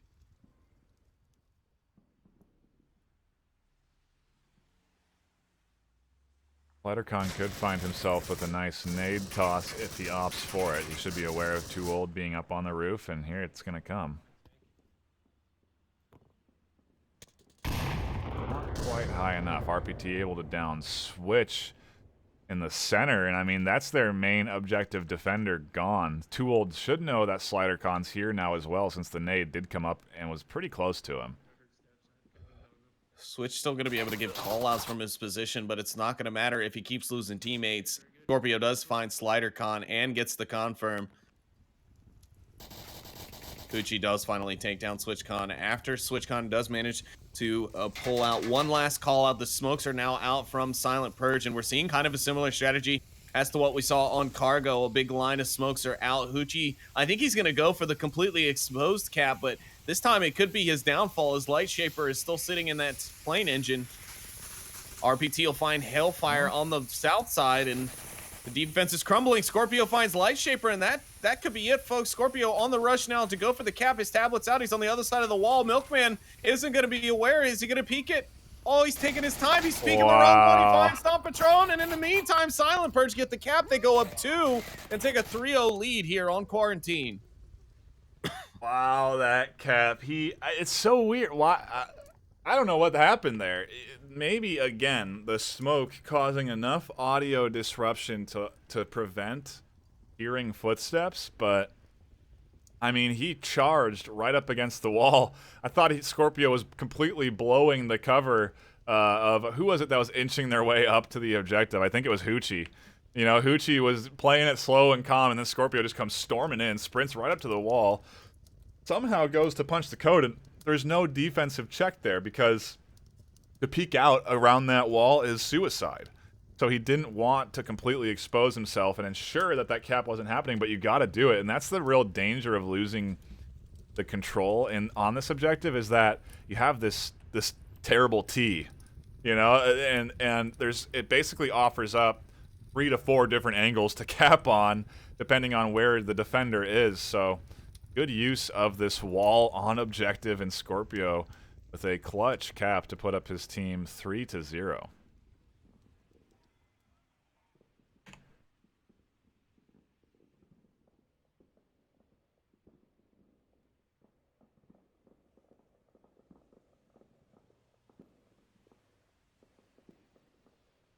And I mean, this is going real well for Silent Purge right now. They are undefeated really in this group stage. Ember's the one of 4 teams that's undefeated alongside them. So to knock them out here is very important. So if they can grab this Volk round, come out 4-0, I mean, they're going to be the team to beat in round 4. And I think if they can do the same on round 4, I don't know if anybody can come back and catch them. What's really impressive is we've got a couple of, like, well, I won't say underdogs here because Silent Purge was like kind of money bet outside of boss fight, but seeing them after boss fight, man, yeah, Silent Purge is like my #1 pick to come out from that EU side. But wow, they're really putting it to the other team that I thought could sneak in a surprise. Lightshaper goes down early on there from Scorpio. Nice shot from the stairwell from Scorpio. Does grab him. The smoke's there. Surprised to not see the confirm shots get followed up here to try and take him down, but he is going to get scooped up and back into a 5v5. I think he figured that once he saw that smoke pop, he knew there was no way he could guarantee the double tap. Meanwhile, you got a 3-man push in the north side. Hailfire, Milkman, and Switch all making their way through the north. They will face some danger as as the north corner of the rooftop is watched by Don Patron, who's going to catch Switch. And right as he exits the corner, now Milkman's held up. This He spot definitely gets those. is hands down the #1 spot on this map. The corner that Don Patron is on is taken up in so many different objectives because you have such a great line of sight down onto such a huge swath of the north. You have great angles onto a lot of big open gaps that Marsoc has to cover. Yeah, and it's just the key crosses. I'm surprised that we don't see more nades get thrown onto this corner. It's a super long range, I suppose, but I mean, this is a real common and devastating spot. Don Patron grabs another. Yeah, I was just going to say the only way to probably safely get a grenade over there would be to take where Hailfire is, but you're going to have to throw from back beyond the corner, basically. And so that grenade is going to be all sorts of a miracle or all sorts of repeatedly practiced. But yeah, you're right. That is the kryptonite corner for many objectives on this side of the map. And now Don Patron's going to find a third kill on the north, and that's the entire north side push crushed. Now all that's left is one-shot man in Light Shaper and his teammate SliderCon. I'm going to call one LighterCon and Slider Shifter. Light Shaper. Slider on the push now. I mean, I guess SP knows they're here. Maybe they remember. Maybe they don't. Oh, those shots. They remember. Bullets. They certainly remember. Pepperidge Farm remembers. And I mean, this is looking like Silent Purge's map right now. Ember gonna have to really muster up a impressive comeback if they do want to secure themselves at least 1 point on map number 3. But it's gonna be a tall order. They know right where Slider is. They got 2 eyes on. The only real potential is Light Shaper. Maybe he can grab some unexpected eyes.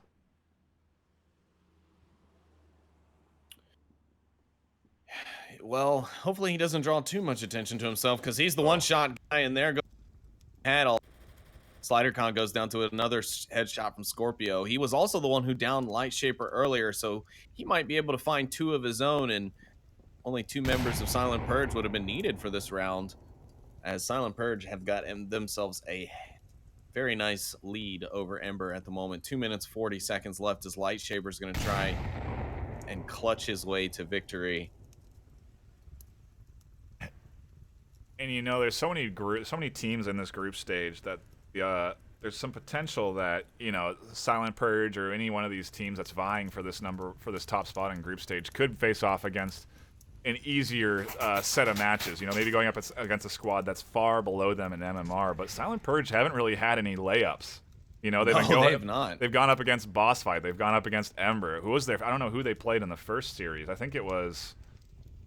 I'll check right now. In fact, let's see. Silent Purge played the newbies in the first. I mean, I don't consider them a layup. I mean, even though their name is the newbies, right, and they are a fresh team to the league, they're a team full of veterans, and Silent Purge proving that they are also a team full of veterans, securing themselves with round number 4 and their third map win in a row. Yeah, I mean, they are just a force to reckon with today. And the other thing, you were kind of hitting on it there with your last bit. The other thing I was thinking about is because of some of the heavyweights that have had some faltering over the season, there's going to be some usual suspects in the group stage and semis and finals who are just out. They're just watching it from home. You know what I'm saying? Like, yeah, right. You know, they talk about in American football, they talk about like teams in the Super Bowl, oh, they're watching it from home this year. Well, there's going to be a couple of heavy hitters who might have otherwise had the potential to take down a quote-unquote questionably weak Globochem with their newer pickups. You know, that team cohesion being just a little bit out there. You know, I'm not going to say that they're weak because it's Globochem. They're never weak. They've proven that they can still get their wins even when they're playing 2 newer rostered members to the lineup. So it's not that I'm saying that they are, you know, oh, this is the year, but this is probably the year, right? And having Blaze possibly being knocked out, having Boss Fight being possibly knocked out by some real like Cinderella stories. I mean, 5 Horsemen upsetting things yesterday. Legionnaires is our usual Challenger Cup Cinderella every year going. Blaze being knocked out, Boss Fight going again. Like, it's just blowing my mind. The teams that will not be participating possibly in the next few stages of the championship, and I just my mind is blown, literally blown right now, NightFiree. Just thinking about that. Now, we do have a few other rounds going. Ours finished pretty quick, so we should dive into another series. Yeah, let's let me see. We're gonna patiently wait until we do have one available to be popping into, though. So just give us a few secundos as we hash out the technical side of things. But thank you for tuning in. If you have just stopped by, you're on map number 3 of the Group B Challenger Cup. The winner of this will be going up to face off against the 5 Horsemen, who were the victors of Group A yesterday. That's going to be a tough challenge. You know, the 5 Horsemen looked good yesterday. They certainly deserved, in my opinion, that Challenger Cup win. They went up against some top-tier teams. I mean, they went up against the highest-ranked team they could, against the Pacifists, who are ranked 8th, which is the highest you can be in the wild card. And they managed to take rounds dominatingly from them and very controlled and I think the word is I want to say it's just their teamwork was really on point yesterday, and I'm curious to see how that'll come through next week against whoever comes out of this group stage. Yeah, you're right. Knight, I think Boss Fight, Hand of Death, maybe? I was thinking Boss Fight Flaming Randos. That could be a fun one to watch. A lot of those guys knowing each other from back in the day. You got Parzival in there. Buxton's in there. Okay, what lobby is that? That would be on Radar Head. They just hit loadout, so I'm going to join in now. So try and get in quickly if you can. Hop into that. Suppose. See what the score is. Chips lie.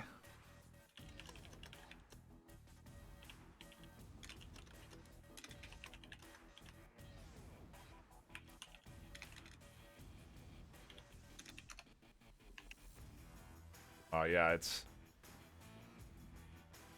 it's an interesting format too, because a lot of these teams are super skilled at playing in a best of 3. They can lose a map and then they're really good at coming back and, you know, rallying on maps that they maybe feel more comfortable on. You don't get that opportunity here. You know, it's a one map against one team and you're done, and then you're on to a new team on a new map, so that advantage you may have switching maps against them doesn't get to come into effect. And it's curious to see how some of these squads do because yeah, to see the 5 Horsemen do it as well as they did on Group A yesterday, it certainly was unexpected, but they were like a different team playing in that tournament format. And Silent Purge here looking really strong. See if they can manage to come away with it. We will be popping into an almost last round, an almost finished set. Flaming Randos tied with Boss Fight right now, and I mean, even though the Flaming Randos, they do have players like Nauko, Caltrop, Buxton, Paz, and Parzival, that's not a team that has concrete strategies in place. They just can't because they don't have the time to put them there. So to have Boss Fight struggle like they are against Flaming Randos, not what I would have anticipated at all for this set. But here we are, and we'll see if Boss Fight can manage to grab themselves with a 3rd map win.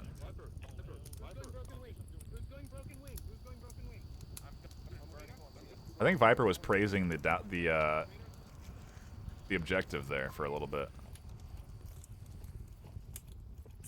Oh, well, I was watching the Flaming Randos side. I want to see if any kooky shenanigans were going on. But actually, no, it was pretty quiet. It seemed very focused. Caltrop was giving a few last-minute notes as they left the spawn. But here we go. That spot we talked about with Don Patrona in the last round. Scooby-Doo going to grab Parzival and go ahead and finish him off. That's going to slow the Flaming Randos push down a little bit. Caltrop going to take up positions of where Hailfire got X'd, and there it is. The shots ring out. Radar Head and Caltrop are going to trade on the north. Nowco goes down to Scooby-Doo's superior positioning. Boss Fight taking a quick lead. Legel finding pause, and the Flaming Randos just getting melted here in this last and final round. We jumped in for a short one here, and he's going to go ahead and find the confirmation on Naoko. That's going to slow up Buxton. Buxton's going to be pretty much not thinking this is a good idea anymore. He's like, why did I? You should have just casted Buxton. You should have just casted. It would have been a lot less harsh. Got that 4 times on the ACOG on there, which is interesting. a Silencer, rook. the quick peek, can't land the shots onto Scooby. And one thing we don't talk a ton about in the league is that it's so hard to land shots. You know, a lot of the teams and players that you see are so good at shooting and so good at landing those shots that it's just not something that you see happen very often. But right there, and Scooby almost missed his target for a full clip. Buxton not landing his shots on the roof. It's just those missed shots really can hurt you. Yeah. Well, also Buxton actually isn't using a 4X. He's using that new OEG red dot. So he is in 1X, but he's about to get caught out here by Scooby-Doo, and Scooby-Doo does finally kill Boss Fight. After losing the last one to Silent Purge, who coincidentally went and just trounced all over Ember right just now. Yeah. They find their win against the Flaming Randos in what was a heartbreaker, apparently, and also ending very quickly, just under 20 minutes maybe for both of those rounds to finish up. Yeah, a very fast series coming out from these guys. I mean, to finish that many rounds, it must have just been a real bloodbath of a back and forth, which is interesting coming from Boss Fight, considering of how they played Cargo. Yeah, no, I saw a lot more aggression, especially on the defensive side from the Boss Fight team, and that was quite impressive to me. Yeah, considering what we saw on Cargo against Silent Purge, and man, just a couple of bangers so far we jumped into. Looks like the Rome Merc games also finished up. That was a 4-1 to the way of Rome. Blaze won their game against Game Fist really fast. They beat out our game, in fact, with a 4-0 win over Game Fist. Then as we saw, Silent Purge versus Ember won in a 4-0 manner. Now it's just Hand of Death and Mob Squad left to finish up their matchups. I think we'll take it to a brief intermission while we wait for those series to wrap up, and then we'll hop back into round 4, which should be a pretty dang important one for Silent Purge, because I believe if they can take this, I don't know if anybody else is competing with them in that undefeated slot. I'll have to wait for the chips to fall, and then we can give you a better idea, but round 4 should be coming up soon. Looks like Rome is still undefeated. Yeah, we'll see what happens. Round 4 coming in.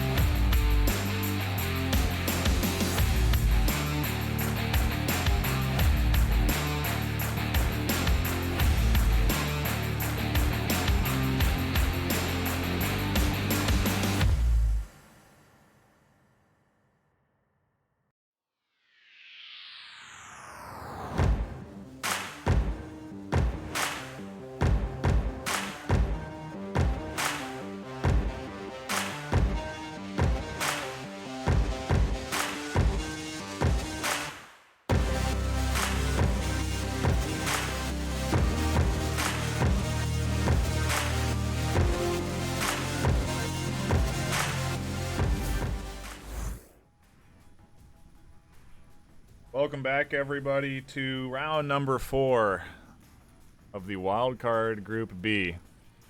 My name's NightFiree. I'm here with my caster, Sleepy, where we're going to be bringing you Rome versus Silent Purge today.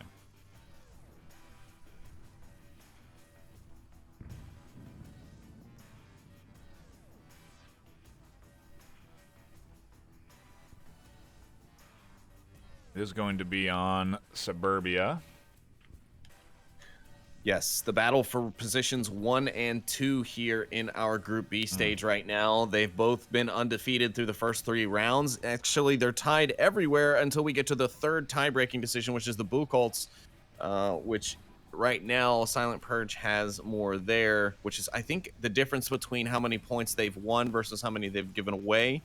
The points difference spread 12 points on Silent Purge to 6 points on Rome. So right now, Silent Purge hold the lead. But if Rome can manage an upset here, they take the first place position.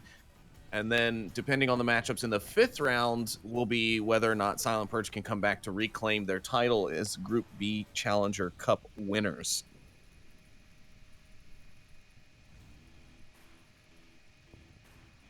Let both squads know that we are ready, as we should be hopping into this 4th round pretty soon. I don't know what to...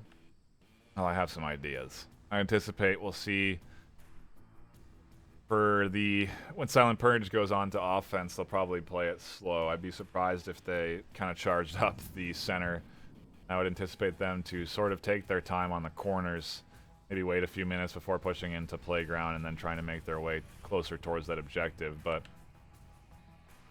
We'll see. I'd be surprised as well if they get too aggressive on this defense, considering we're starting off at the garage. It offers them the ability to really play it passive, play back out of your spawn, and don't have to go too far or get too aggressive to defend the objective.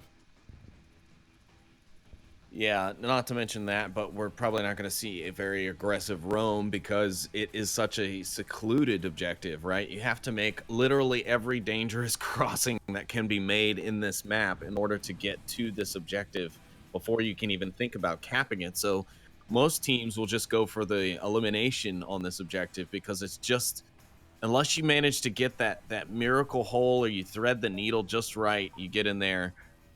This could be a very difficult one to actually send the uplink on. Round number 1, map 4 begins. Silent Purge kicking it off on the defense. We'll see what Rome breaks out on the offense. And I don't know what to really anticipate or what to expect from Rome today. Well, they've been doing well in their games so far, so I'm expecting to see them doing some damage here, at least making things tough for Silent Purge, but who knows? Silent Purge is consistent of some pretty experienced players to the league now. Hoochie UK, Scorpio, Too Old, and Don Patron, all very long-term players from way back in some cases. So even though the makeup of this team is a bit newer, the players themselves have some hours in there. And Rome is a relatively new team. Their guys have been playing for a while now as well, so I don't want to call them new by any means. But yeah, the way they're playing today, this should be a bloody beatdown here on Suburbia. But so far, a few checkmates out, nothing to them. Each team still 5 up with just over 5 minutes left on our clock. Seems like Rome are playing this one somewhat cautiously as well. Oh, yeah. As we kind of figured they would.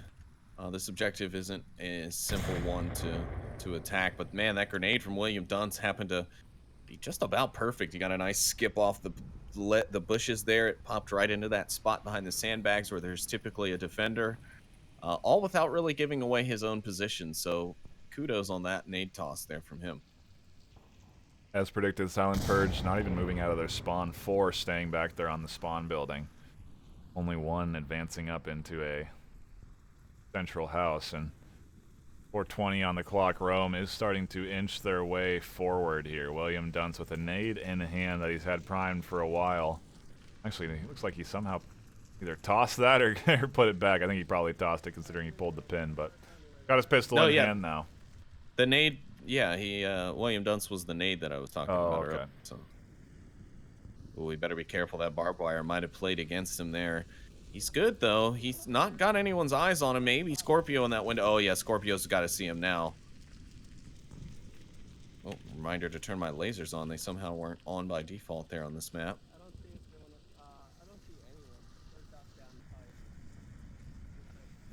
Not you know, communication is good, but misinformation can be worse. And William can't spot anybody through the shield.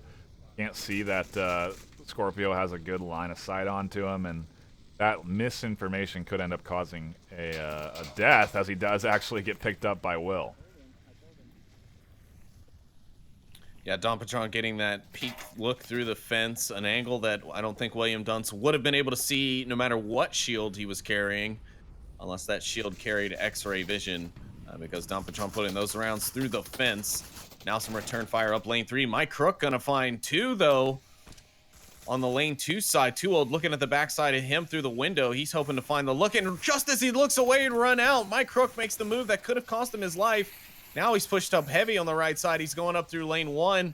Smokes are out. He's covering the gap pretty well. The smoke, he can make his way across the street. Too Old and Gladiator trade. Mike Crook finds Arc Attack. He's not going to be able to approach the objective, though, without the team knowing. Scorpio's going to rotate downstairs. He's going to try and find the revives. I think Lorena's going to find Gladiator's revive inside. It's a 4v1 right now. Scorpio's got to rush out. He finds the trade with Mike Crook, and Rome take the first round here against a very strong Silent Purge defense to take 1-0 lead here on Suburbia. That Man, was man. weird round. Like, Silent Purge on those rotations getting caught out time and time again. They kept going for the res on this corner here and couldn't get it, and it's just like a kind of an awkward collapse of their defense. They just couldn't find where Mike was. They couldn't take him down on the APC. They kept exposing themselves, rotating for the reses, and couldn't get them. And good job on Mike to get the picks that he needed to get, find the shots through the wood that he needed to land, and ultimately grab Rome that early lead.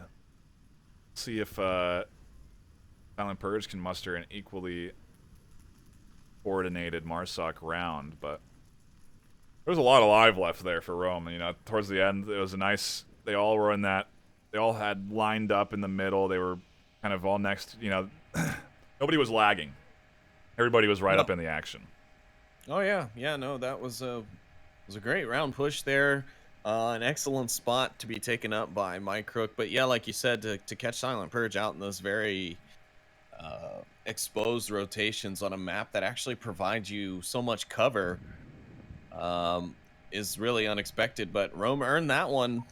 They were a bit slow out of the draw, but they sure did pick up steam there. And now it's back to see how they defend the same objective as we move into round 2 of our 4th round here, the Group B Challenger Cup. Rome is fired up, to say the least.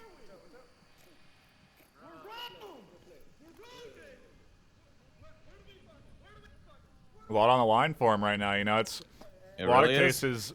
The opportunity that is presented doesn't get to come around a lot for teams that are in the middle of the rankings, because it's so hard to push up and stay up into the top 7. This wildcard tournament gives you an opportunity to, you know, compete. If you win the wild card, you get to go up against those. You know, you get to negate all of the bad rounds you had, all the bad maps you had in the league. You can forget about your season, and you can just focus on the tournament. And I think that's what Rome's doing right now. They're just locked in on this wild card tournament, and they can maintain focus and not let the excitement get to them. Maybe they can take this map as well against Silent Purge. Yeah. What I thought was going to be an interesting push up here from Mike Crook into the more of aggressive defensive position in lanes 2 and 3 split. Kind of this, well, more lane 3, I guess I'd say.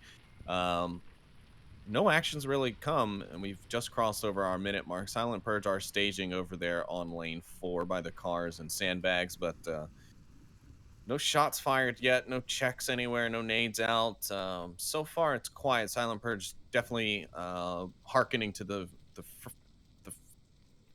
first part of their name rather than the latter.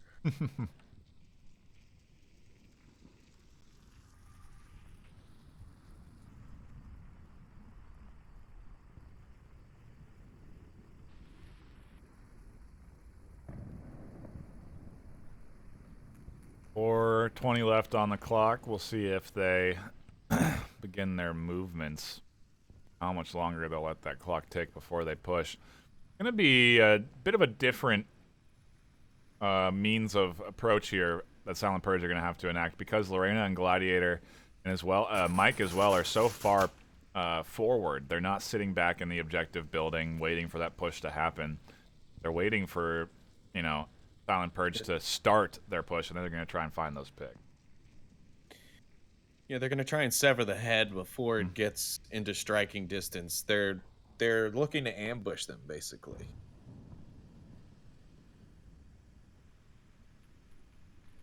Uchi might get ambushed here. Mike Crook has a good line of sight. He's not looking, though. Neither is Hoochie. Hoochie's so locked into the doorway. He's not checking his left. Mike still hasn't seen Hoochie in the flowers. Does finally take him down.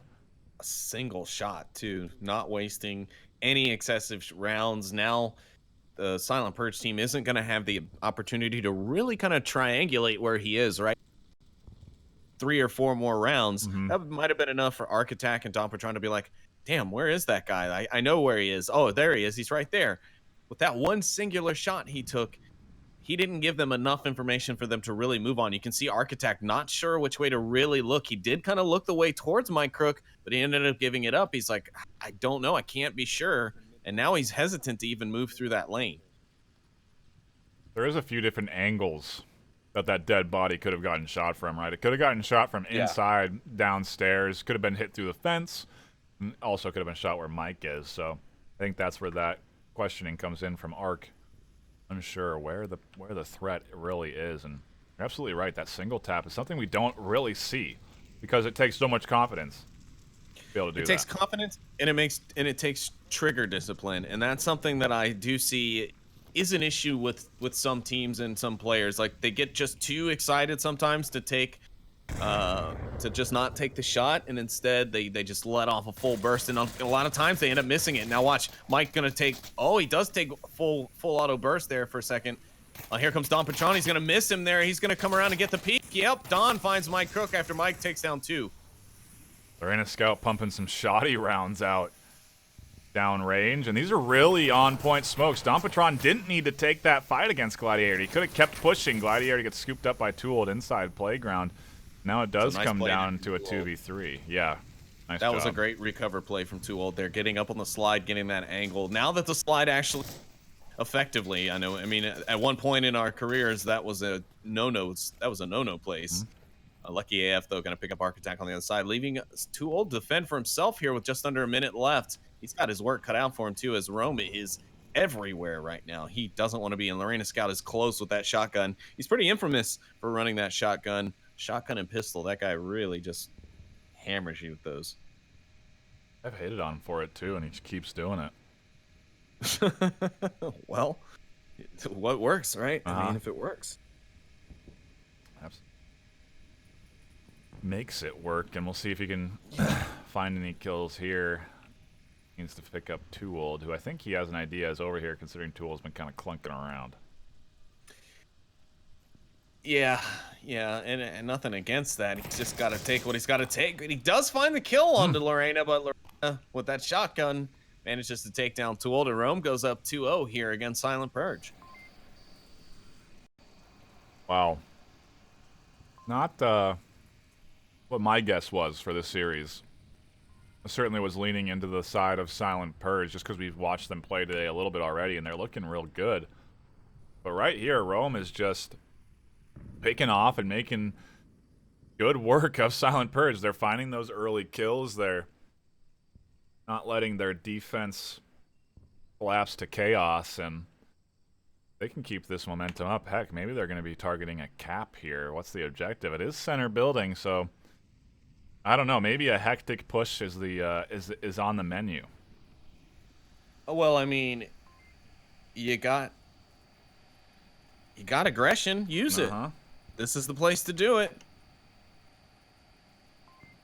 This is the place to do it. Go for the 2-point conversion, and you could end it all against Silent Purge for Rando.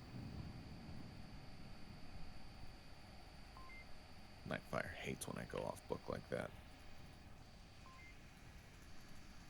Tune you out. Don't even know what you sang right there. Saying the newest hit on I Can't Believe Sleepy's Casting right now, Volume 6. Yeah. Having you around, bud. It's been a good Actually, few yeah, matches today. Oh, for sure. Yeah, those matchups have been great. Yesterday was great. I mean, a lot of great fire coming out of the Onward VRML furnace this weekend. And then we got more weekends coming up after that. We've got the group stages next weekend, then semifinals the following, semifinals and finals the weekend after that. It's just a whole host of stuff. But NightFiree and I won't be here next weekend for the group stages. We'll be at DreamHack ATL. Should be pretty fun to promote the game, promote the league to people that aren't necessarily heavily invested, like the rest of the league is. We'll see what kind of traction we get, and if maybe we'll draw on some new teams. Certainly, it's not something we necessarily. Well, we always want new teams, but man, do we have a lot right now? I mean, there are 16 teams signed up for this group stage, 8 for yesterday. Certainly growing. Sure enough, and that's just the open qualifiers. Yeah. Then we've got group stage and semis, and well, the group stage is those who will be also in the semis, theoretically. But yeah, there's another 7 teams there. So yeah, there's 7 teams icing their legs, getting ready, training up. They're on the battlefields now, probably scrimming each other, sharpening their blades because they're here watching this stuff unfold. They're watching these teams like Rome and Silent Purge and the 5 Horsemen just coming in and shaking things up, knocking out some giants in both yesterday and today's groups. Mike Crook here on lane 1 again. He's looking at the APC. He's looking for the house. Rome did not take advantage of that aggression that they could have, but whoa, I didn't even know Mike was up here. He's way behind enemy lines at this point. They put 4 deep in the house. He might find Scorpio in the window. No, Scorpio's going to find the shots first and take down Mike Crook, who somewhat carried the first round for Rome there when they tried to attack the garage. Now he's out of the picture. Liam Dunce with the shield on the opposite side of things. I wonder what the full mindset is here, right? Because what does Will gain by making this cross? He's probably going to get shot crossing over to the tank. If he doesn't, it's a lack of coverage there. But even once he gets here, he still has to then push into the house, exposing himself to his backside to who is that up there? Too old. Yeah, in that 2-story. So an interesting route to take with this center house objective. It's one that that's fantastic if it's any other objective. But with this one, I just don't see the value. If he manages to get in the front door and he can take down Too Old, I would say go for it. Sure. Go upstairs, set up the shield against the wall at the window, and then use Too Old's rifle to help pick off the defenders inside the house for your teammate, right? And it looks like that might be what he's trying to do, but I don't know what his point of entry is going to be. If he's going to go through the garage, Too Old's about to see him here. Oh, William does manage to get himself down in time. Too Old's going to pop a smoke. I have never seen a firefight on the backside of this objective before, but here we are, Too Old peeking out the window, taking some shots to Will. Certainly drawing his attention over there, so it is opening up the center area for some chaos, and Gladiator's going to try and capitalize. He comes up and finds one, not before completely getting cut off by 2 more. In the meantime, Too Old has a lot of lasers locked in on him on this 2-story as he tries to pick off Will on the backside. Yeah, Lucky AF doing his job not to shoot right now as he's right underneath Scorpio. One well-cooked grenade just lobbed out that window will be enough to take him down, and there's the pin pull. He's going to try and get it in the window. He might get it. Oh, no, he doesn't. It falls down short. Scorpio going to return with his own. It falls a bit short as well. Lucky going to walk away from that one. I think Will tried to throw a nade, too. I was watching Will when you're making that call out, because I thought that's who we were checking on. But yeah, it's the entry point coming in for Lucky and Lorena inside this objective building. They need to continue to have that shield draw Too Old's attention, because if Too Old is ever focusing here on this bottom floor, he might find himself with some easy picks and with some information he can radio into his team. So Too Old.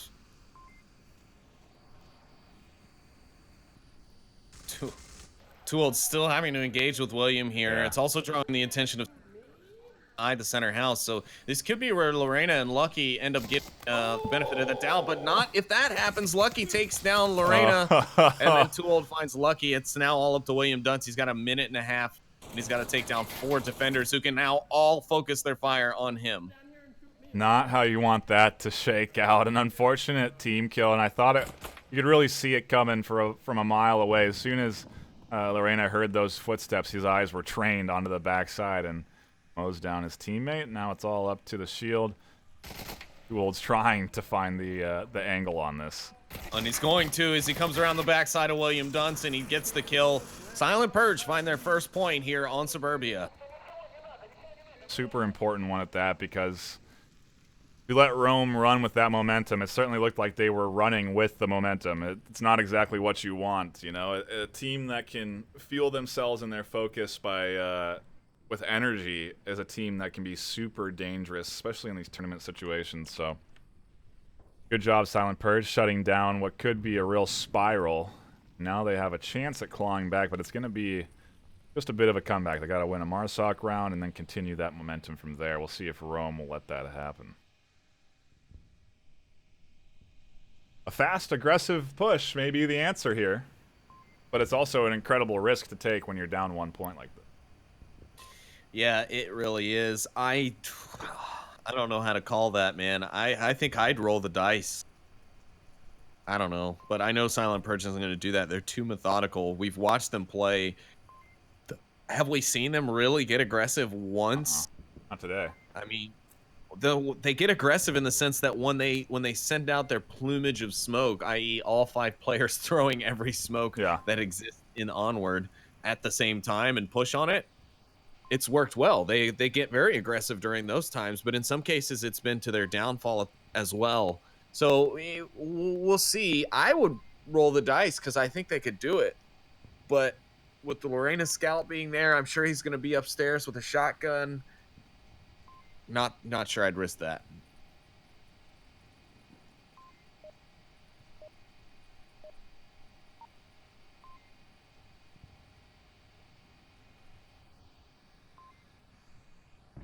Round number 4 begins. We'll see if Rome can defend this center house objective and what sort of strats Silent Purge break out. Smokes are already getting pulled here. Oh, they might be going for a hard push. This is. They're keeping the pre-fire to hold the exit out of the spawn, but Rome doesn't fall for it. They go out the other side anyways. They've already. Uh-oh. Silent Purge sprinting in from the backside. It's just going to be a bloodbath. Oh my! Scorpio finds 2. After Lorena finds 1, they're rushing up inside. Scorpio takes down another. William finds 2 inside, and that's the entire rush push. Scorpio's still up, but William's by himself. Mike Crook's going to find Too Old. Architect's going to rush in. He'll find Scorpio. Or William, the objective is clear. Architect has his way. He's checking the back room. He's making sure. Wow. Now he's going to take the cap from the backside. Mike Crook's coming up from inside. Silent Purge going to... He abandoned the cap. He abandoned the cap, went for the kill, and he doesn't get it. Oh, my goodness. The cap would have actually been the safest route there. Wow. They risked it, and I love seeing it. They went for the hard push. They sent the smokes early. I almost wonder if that early smoke strat was like an alarm signal to Silent Purge, because they charged in bottom floor, all 4 ready for a fight on that back side. It almost backfired on them pushing that way as well, but wow. Mike Crook, I want to talk about being aware. To be able to move when he did and get there in time, very impressive. Oh, yeah. Situational awareness at its peak right there, Mike. Very nice rotation back. Oh, God. It's just... When you see a push, an aggressive push in the center house end up working and you get the offender upstairs, you almost automatically pull for them, right? Like, you just want that to work out in completion because they successfully managed to push up those stairs. And those stairs... they will make a grown man cry.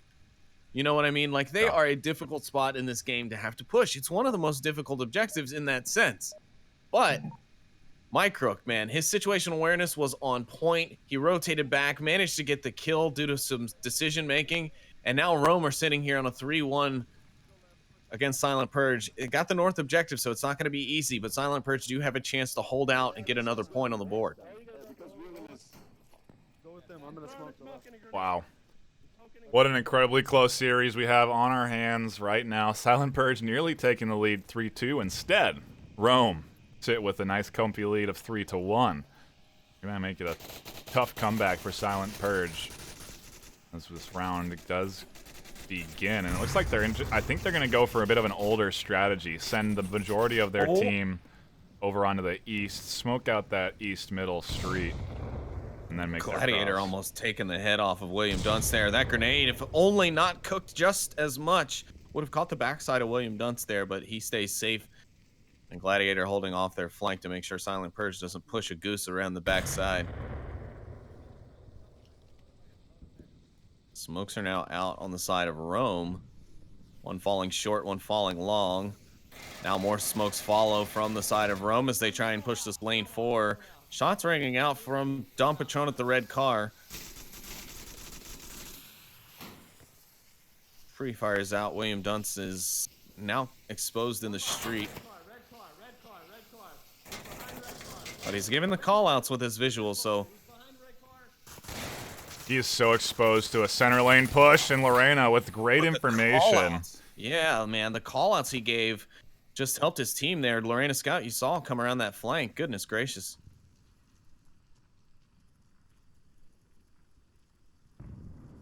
Wow. Good looking push right now for Rome, though. They get that early pick, and they are going to have this street to cross pretty free and easy. Looks like Hoochie is the only one watching. Oof, man. Silent Purge just getting robbed of the cooking times on their aids today. Another one falls just short after the cook. But William Dunst is taken down by Scorpio on the backside. Lucky finds a second pick onto Hoochie on a refrag. Now Rome holding up still with a one-man advantage in a 4v3 situation. 4 minutes on the clock. A lot of fours in there right now. Rome looking for their 4th point. Smokes are out. Nobody's crossing the street. Those will eventually dissipate, although they aren't necessary. Too old, able to pick off Gladiator. Now Rome has to be cautious about the flank. Seems they are, though. It looks like Lorena Scout is looking for it, and he finds it. Too old. You know, we saw the flank strategy getting brought out a lot by the 5 Horsemen the other day, and I don't think it's going to be something that'll work out as well for them against a team like Rome, or, you know, even a team that's in the group stage. So I'm curious to see how the wild card finals goes if they face off against one of these teams, because I don't know how well some of the strats they utilized yesterday would work here. Mike Crook may find Scorpio soon.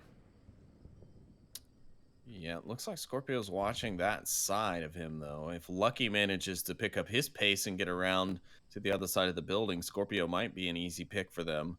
And Mike doesn't even have to get his hands dirty. But I think because he just doesn't know that he's there, he can't give Lucky any sort of signal. Yeah, Scorpio's hearing all of this, though. He's adjusting to almost every one of Mike Crook's moves. Yeah, look at that. Like a ninja cat, Scorpio just slowly rotates away from Mike Crook. Yeah, the problem is, though, is if Mike's not the one that's going to shoot him, somebody else will. His back exposed there does get picked up by another good angle from Lorena, and now it's all down to Zarek. Arc Attack. Zarek was yesterday. Yeah. Yeah, he has got, oh my goodness. Oh, everything is on the line here for Arc Attack. 2 minutes left. He has to keep 3 members of Rome off the objective, and here comes Lucky on the backside of the building. If Arc Attack pops up for too long, Lorena's going to take his head off. He's got to take quick shots. Oh, they're the first set. Here comes Lorena's shots. Now he wounds Arc Attack. He's not going to be able to move fast enough. Lucky's him. There's the shots.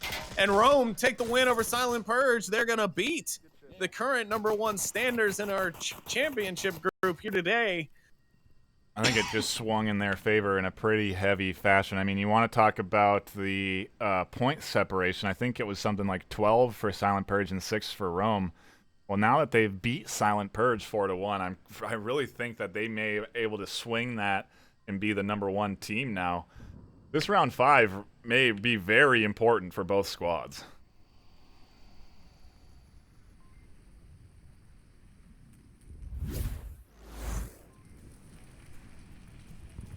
we're gonna have to keep the double think round coverage alive. Yeah, we might have to, because this could be an absolute burner through round 5 here, depending on who each Silent Purge and Rome get matched up against. If Rome managed to lose their momentum here on the last round, it's Bizarre. I don't know. I don't know their success rate on Bizarre throughout their season this season, but oh my, that was an upset I really didn't see coming. I thought, and especially not at a 4-1 scoreline. Wow, Silent Purge go down to Rome there is again blowing my mind. Like, there's so many little situations, right? Like, Silent Purge commits to punching in the code if whoever was in that corner trusts themselves to get the code in time. It could have been 3-3 right now, and instead 4-1 into the hands of Rome. I mean, that series was so close.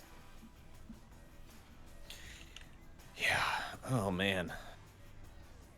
I want to see what happens after all the other games now finish out. Like, who else? Like, who came out? I think Flaming Randos are now. Yeah, Blaze beat Merc, so Blaze, they're gonna stay in 3rd contention. Or wait, no, it's Ember and Boss Fight that have to finish for us to really find out. Seems like that's still going. Well, basically, if Rome win next map, they win. That is accurate, sir. They lose, it's going to be a big toss-up. Right now, they are dead tied in points difference. So, yeah, Rome cannot afford to lose their next map. And if they do, I don't know who's going to take this group stage. Tis insane, sir. I'm just at a total loss of words after both of these days of games. Been good action. And today, we're all a little stretched thin because it's just the 3 of us right now. Our guy Noman, Buxton, every other caster in our group of casters is playing today in this Group B Challenger Cup. And so much Onward ingestion in the last 2 days, and the matchups and the upsets and the caps that we've seen. Like, been a lot of uncharacteristic matchups with some good, solid plays that you would not really expect historically out of the wild card. Usually the wild card, I feel like I'm watching semis. Yeah, gameplay right. now. Wild card's usually a bit more volatile. Usually you kind of have a clear-cut Group A, B winner. But I mean, this season, we said it the whole season, it has been so much tighter than any before, and I think the wild card is really showing that it is a wild card. I don't know who is going to come out ahead in these groups anymore, and you can't rely on the records to tell you that because everyone's so close in skill level. Maybe they'll bring something new during the, and it makes you wonder too. Are any of these teams saving any strats? Are they showing everything they have right now? Because they're going on to 5 maps. They're showing off basically their entire arsenal to whoever they're going to be playing up against this week and going on in the future into the groups. So I'm wondering if any stats are being preserved, if there's any sort of strategy going into that. That is, I guess, the question when it comes to this stage, right? Because especially with the groups that we've had, you kind of had to put it all out there because neither one's been a real easy victory. Like, Blaze is possibly and barely holding on to 3rd. Boss Fight is barely holding on to 2nd or 3rd place. Yeah. It's insane right now, the teams that are having to lay it all out just to stay alive because of, rocky seasons, whether it be at the start or at the end, having to either climb up early or climb up at late or hold your spot. Like, it's just gotten tougher overall. And I think any of the members who are already in our group stage, who are in our global top 7, can attest that staying in that top 7, especially this season, has not been easy. Like, you have had to fight it out tooth and nail almost week after week, with the exception of maybe the first couple of matchups in the season. Some of those MMR resets do help out, but yeah, the consistency of the overall season has proved to be much more difficult because you've got teams who are otherwise 1st and 2nd in their respective rankings, and then 3rd and 4th overall, or top 10 overall falling out of grace and having to fight their way out and having to literally fight their way out. So I can't say that many of these teams are being able to hold back much. I think Boss Fight's having to show whatever they've had. I think Silent Purge has done the same. I think Rome has shown a bit of what they have as well. I don't know how many of their rounds we've really covered. So, you know, they could still be a big question mark going into the group stages next weekend. But yeah, it's definitely been a tough pull. We're gonna take a brief pause in the action. I think you're doing intermittent. Hopefully, should be coming back. We may jump into a round, mid-round, or whatnot. We'll assess, and we'll be back with action.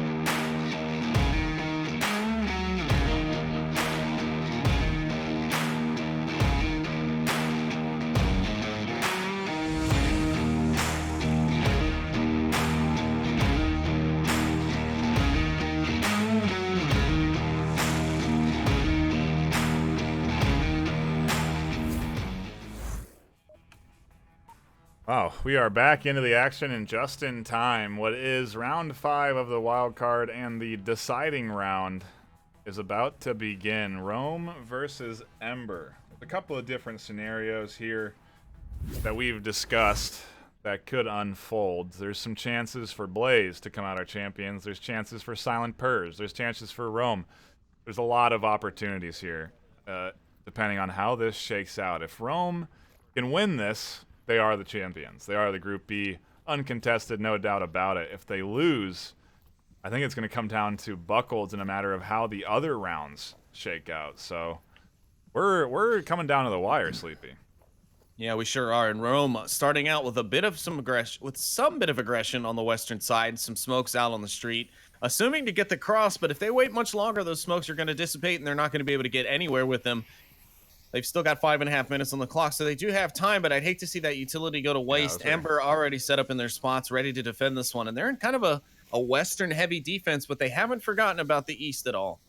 Those are actually really good smokes. Just 2 invested in that street, get them all the coverage they need to cross, and it gets all 3 across without any detection. William with the field is going to be their point man, and he might run into some action at first.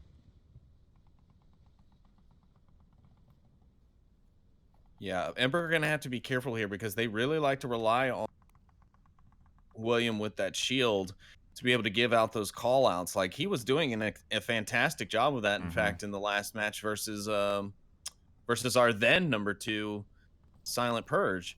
He was just calling stuff out nonstop. Like, he literally did not get off the radio until someone killed the guy he was calling out. It was a very impressive play and allowed them to execute quite well against them in Suburbia.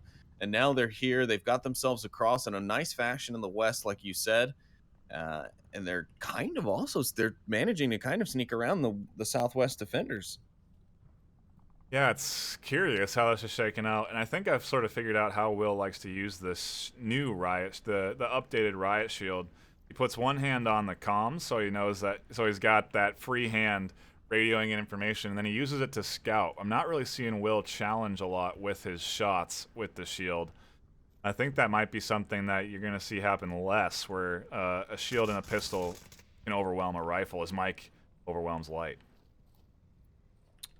That'll be a good first pick for Rome to be able to create there in that corner. That's completely cleared up their backside. They don't have any Ember member behind them. It will alert the rest of the team to look in that direction, but they're using the south portion beyond the wall pretty well.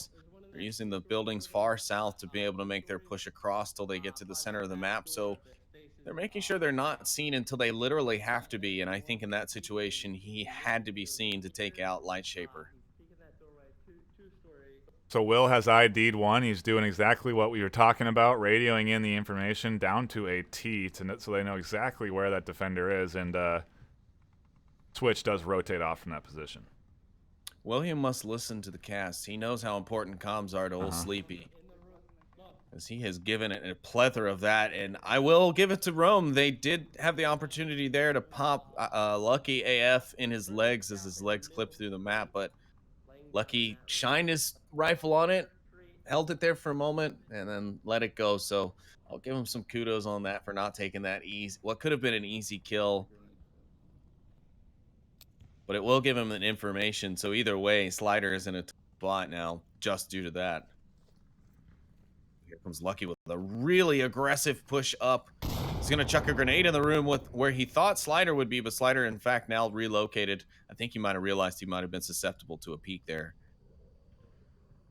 Whoa, Switch. Flanking. Oh!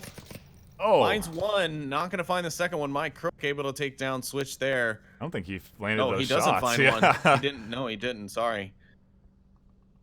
Talk about missing Man, those shots really biting you. I mean, that's it right there. You know, you give away your location, you don't get any kills, and then you get picked up. Worst case. Ooh, Mike Crook finds another, and hailfire in the building next to the objective, and almost grabs. There he is. He's pushing out. There's the flash. Yeah, flash out, but it goes a bit far. Lucky and Slider in a bit of a dance now. Lucky should have heard where Slider is. He should know, but he's not looking that direction. or he's just going to wait for the ambush tactic. Rome getting uncomfortably close, I'd say, to the objective for Ember. Slider does find Lucky, but Williams right behind him, and he's got the shield. This will be the range where William can actually do some damage here against the opponent. He's going for the knife instead. He's going to get it. Wow. Milkman finds Mike Crook in the passing. Now it's just, it's a 1v3. This is a tough situation here. Will, it's interesting. The rest of this team has not been here. The East push has taken so long to rotate. Yeah, and they're just now coming into the picture. That was 45 seconds left. That was done with 3 people of Rome. They took out the entire Ember defense, and it's now all up to Milkman. Milkman needs to kind of play it in his favor now. Yeah. He can actually play the pull out the win here. 30 seconds left. They got to go. They just got the notification on the watches. Here come the push now. You can see Lorena Scout and Manbear Pig both coming up high intensity. Flash coming out now. Another one possibly. Yep, 2 flashes are out. Milkman's going to find William Dunst. That's the shield gone. Now he's got to tuck in. No, Rome's going to get the shots off first. And Rome will take the first point here on round number 5 and go up 1-0 on Bazaar. Ooh. A close round 1. The shield really getting a lot of good solid use there. Identifying lots of locations, helping the team assess how to approach the objective in the best way, and it certainly was a good approach. I think they had a few opportunities to look for the cap. They just kind of forgot what they were doing. Like, it was interesting that inside that objective building that he turned his back on the enemy after hearing the footsteps. Maybe he assumed he was outside, out back. I don't know, but that was definitely a blunder that could have resulted in a probable cap for Rome. I don't know if they had the time for the cap anymore. I think they burned up too much time for the cap. Well, the only thing left was the assault. That was pretty early on that oh, well, very true. Trade happened. So they probably still had about a minute 15 or something on that clock. Could you imagine being in Milkman's shoes, though, to having survived that straight-up bloodbath in the first couple of minutes, only to have to deal with 3 more members of Rome on the point for the rest of the match until basically the end of that match? Jeez, man. That guy's mind must have been freaking out. Oh, man. And after such long games already today, I can imagine most of these players have some pretty foggy headsets from their sweat. There are some definite tense moments here. Apparently, Ember has got some cojones on him. Let's see if those cojones prove useful to them here on Bazaar against Rome. Rome really putting up the number in that first round with a squeaker of a match.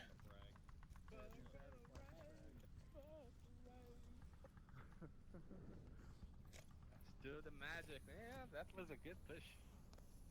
That was. Rome's riding a lot of momentum right now. They've won 4 maps in a row. They have not lost today. That's a huge factor that we're not considering. They are undefeated today. They got to be feeling confident. Manbear Pig missing a ton of shots right there on the cross. Yep. More smokes coming in now from the Ember guys to help secure it. Mike Crook will find SliderCon on the early part of the Eastern Ember push. His presence needs to be neutralized as quickly as possible. Otherwise, this Ember team's going a whole lot of nowhere as they've dedicated a lot of their resources to that Eastern front. Milkman here in the center. He's going to try and hold back whoever may pop out from the west. But they need to push off those smokes as soon as they can. Mike's going to find another one and switch. Now Ember already down 2 here. Goes for the third. Hailfire. Able to find the refrag, but not before Ember lose a good chunk of their team. And now it's 4v2.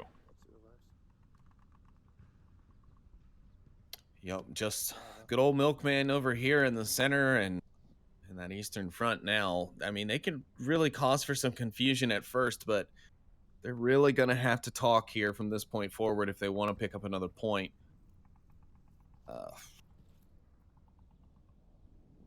Man, that's a tough go of it. Mike Crook really did some damage over there on the east. 4.5 minutes still on the clock. Milkman could strike, but he's got to be careful. There is Lucky AF that's way down the western street there who can watch him as he comes across the street. So he's going to have to cough up some smokes if he hasn't already for the initial put. No, he does have one in his hand and one on his vest. So I think Milkman just realizing it's just he and one other guy with 4 minutes on the clock to burn while they try and go for their own 2 points here on that South Central Bazaar objective. Yeah, I think he needs to wait. Good chunk of time here for Hellfire to make his move up to the south and draw some eyes, but they have 2 invested in the south, so it's not going to be easy for Hellfire to really even gain control here. No, yeah, I was looking at that once it was kind of known that Mike Crook was going to go down at some point. I was like, okay, well, if he goes down, does that allow Hailfire the opportunity to do anything with it? And I'm like, it does, but it's going to be a tough go. You got Lorena's Scout just waiting like a tripwire. I see his laser across that doorway. As soon as he sees the first part of anyone, it's going to be shotgun galore. all up in their face parts. I mean, he literally looks like a laser trap on a doorway.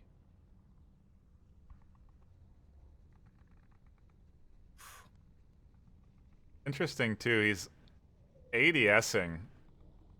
Not like he's just waiting here and he's going to... I think it's kind of like a Counter-Strike strat, right? As soon as something crosses, he pulls the trigger. Doesn't matter what it is. It's a very snapshot-esque strategy. We'll see if it does pay off or if the Peeker's advantage works into the favor of Hailfire. If he slow crawls it, it's not going to go the way he wants it to. No, not at all. Because he's going to see that barrel first. Oh! He's going to go for the knife. Jeez Louise, the discipline. Wow, it almost cost him. He was looking for a couple of extra shots there onto the south, making sure nobody else was following him. Poor Milkman. Yeah. Guy's been waiting so patiently to start this push, and as it's finally somewhat set up, Lorena Scout shuts that down, and now Milk's all on his own here. And now he's put himself even closer to Lucky, that far western cross, and here's the shot's going to ring out almost any time now. He's got the target acquisition there, the shots. And Rome take their second point here on the defense away from Ember. They're looking good. Solid play. Can't give him that. I mean, Mike Crook is straight standing up on them right now. Yeah. 6 and 2. He is taking probably an average of 3. He's taking down an average of 3 a round. So that is a good portion of the team right there every round, just going to Mike Crook.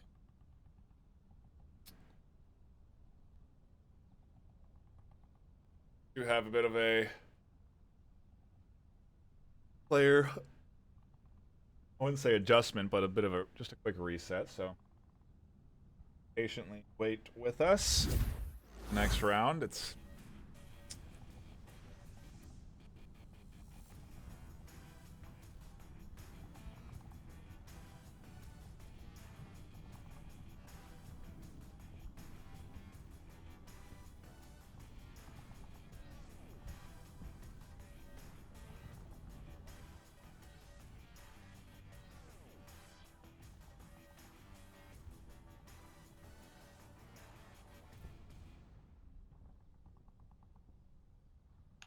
there's some teams that have surprised me today. Well, I wasn't expecting Big Red One to do so well in this tournament, and they've found a few wins. Yeah, I found a few wins, a few impressive wins. They're already done with the stage. Yeah. In the tournament, they beat their opponents, the newbies, I believe that was. They said 4-0 there. So their 5 rounds are over. They'll just have to finish for the rest of the games to see where they kind of fell in this Group B stage. I don't think they're in contention for the top. No, not at all. They've lost all their series, but they've taken rounds against teams that I wouldn't expect them to be able to take rounds against. So I don't know. There's been a little bit of that and a lot of this as we hop into round number 3 of our final map in the group stage. Yeah, Ember need to take this one. They need to stay alive. They definitely don't want to get that goose egg. Because the more points Rome gives away at this point, it will provide better opportunity to whoever wins that Blaze boss fight or the Blaze Silent Purge game, I think it is. Something Rome does, just as across a team. I don't think any other team does this. They don't blast. They shoot 1 or 2 bullets. Like Mike just shot 1 bullet, and it did come back and bite him because he didn't confirm the kill there, and they got rezzed. But it's an interesting strategy that nobody else is doing. Well, it's only been Mike Crook that I've seen. Is it? Oh no, because I saw it with happen. the trigger discipline. Lorena, well, I guess to be fair, Lorena did do it on Right. around there by checking his back before he went in and pulled the trigger on Hailfire. So yeah, you're right. Rome does have pretty good trigger discipline. Interesting. I'd like to see more of it. You know, I'd like to see more trigger discipline out of these top teams to try and. Their comms have been excellent too. Milkman gonna find William Dunn, so he'll be paying back Mike for that early downing. Oh yes, you do, Mike. You know right where that was from, but he's not there anymore, so that 12x isn't going to help you anymore. Mike using a 12x here on this map, so that going to come to a bit of an issue once he gets in close, unless he's using a canted. Hard to say, is it? But I don't. Yes, no, there is one on there. He does have a canted right, so he can turn his weapon once he gets in close. He's using a Mark 17, so perfectly fine. It's basically a scar. And yeah, but Rome down 1 member as we move just under 4 minutes here. Ember finally looking like they could be securing their point here against Rome. Maybe a comeback in the works. They're going to have to go up against the whole team pushing in this north side.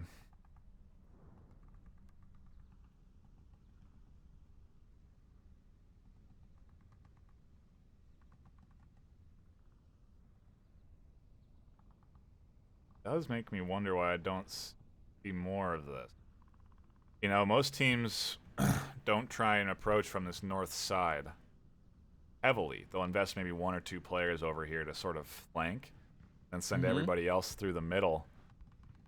It'd be interesting to see a full five-man investment in the north and just cross along this north wall and be behind enemy lines, essentially.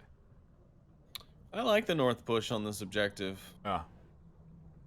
I've always been a fan of it. Even as a player, I always like to be one of the guys running the north on this side because it's pretty easy to keep yourself bounding between cover without being exposed for too long. And if you're able to run both sides of the street like Rome are currently doing, you have a pretty good chance of being able to cover the crossfires and everything like that. Maybe get a refrag here if you lose one going down. But yeah, I agree. I think the north side approach in this, then once you get over in the northwest, you have these buildings to go and weave your way in and out of. And if you can do that successfully and fluidly as a squad, you will be highly successful at getting down to that objective. Sure if Mike's going to spot while being held by Milk. I don't know if he's got enough sight line to see. Yeah, he doesn't. The angle is just too tight for Mike to get the angle.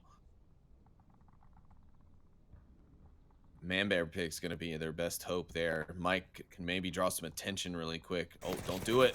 And there it is. Milkman finds a second one. The smoke comes out. Oh, no. Oh, just too late. Manbear Pig, too late on the smoke draws. Decent coverage, but I don't know if that would have still be able to find. Yeah, that smoke might have denied vision enough, but I don't know. It would have at least distracted Milkman maybe long enough. Gonna fall after that bit of a disappointment there. Lucky finds a third. Now Ember down to their last 2. That flash comes over. It's damn near perfect, but it's on the wrong side of the wall. Lucky gets tagged by Milkman. However, Milkman holding it down for Ember in this round. He's got Lorena right out in front of him. Can he catch him? He does, but that's going to leave Manbear Pig on the backside coming in for Milkman. He hears it. Milkman going to stand up the team here and take down just about every member. He's 7-2 for the map. Wow.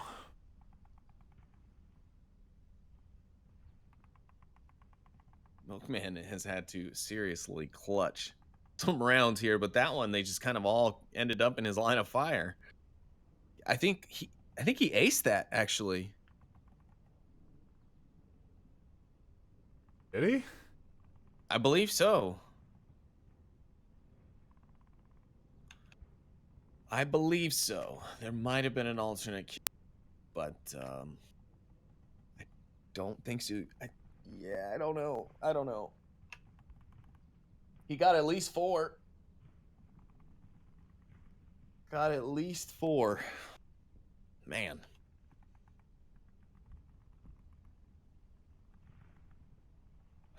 Anyways, Ember managing to stay alive there, so good work on them. That was a great defensive round. Now, can they pull something out on the offensive side? Can they get in there and get a cap? They've gotten quite a few on a few very tough defenders today, so it is not going to be unlike them. But how is Rome's defense on this objective? How will they handle themselves?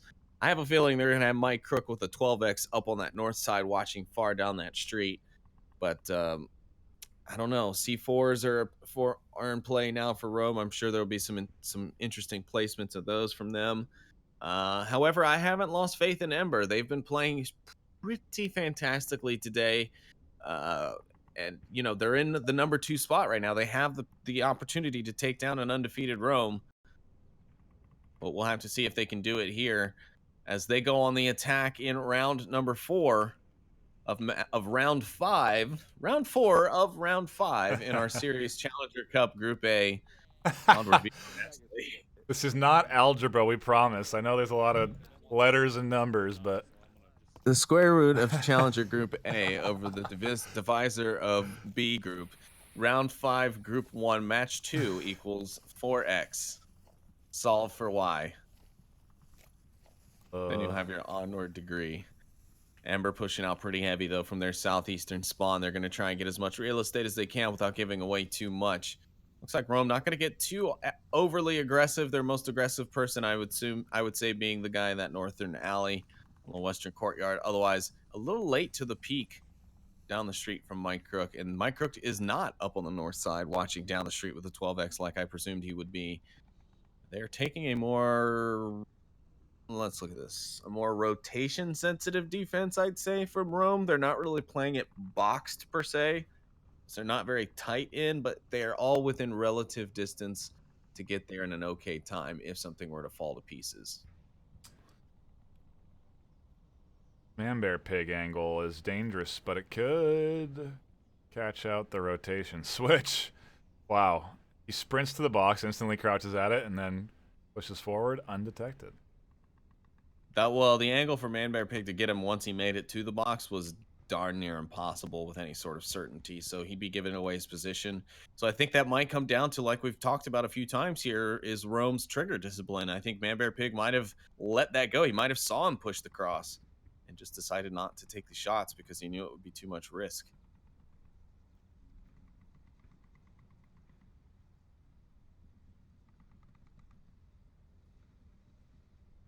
About to check some angles here that could expose him.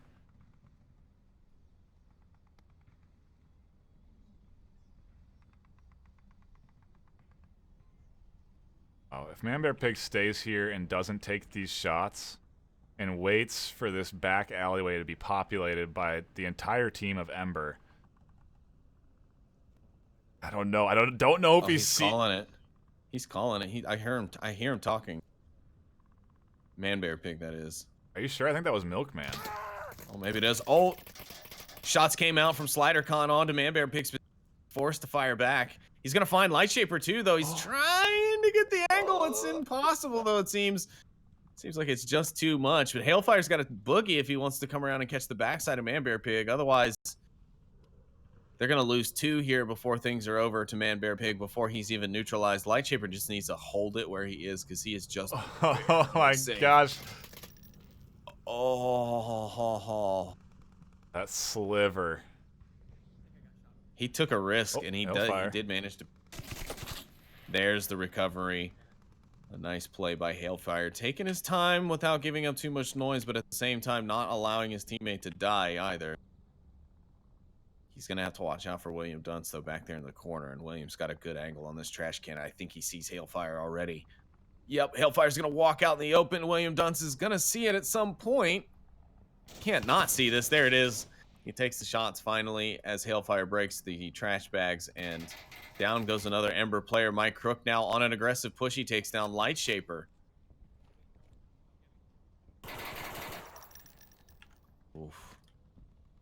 gonna lay a trap. Oh, the trade there. And Milkman getting picked up by Lorena. Rome.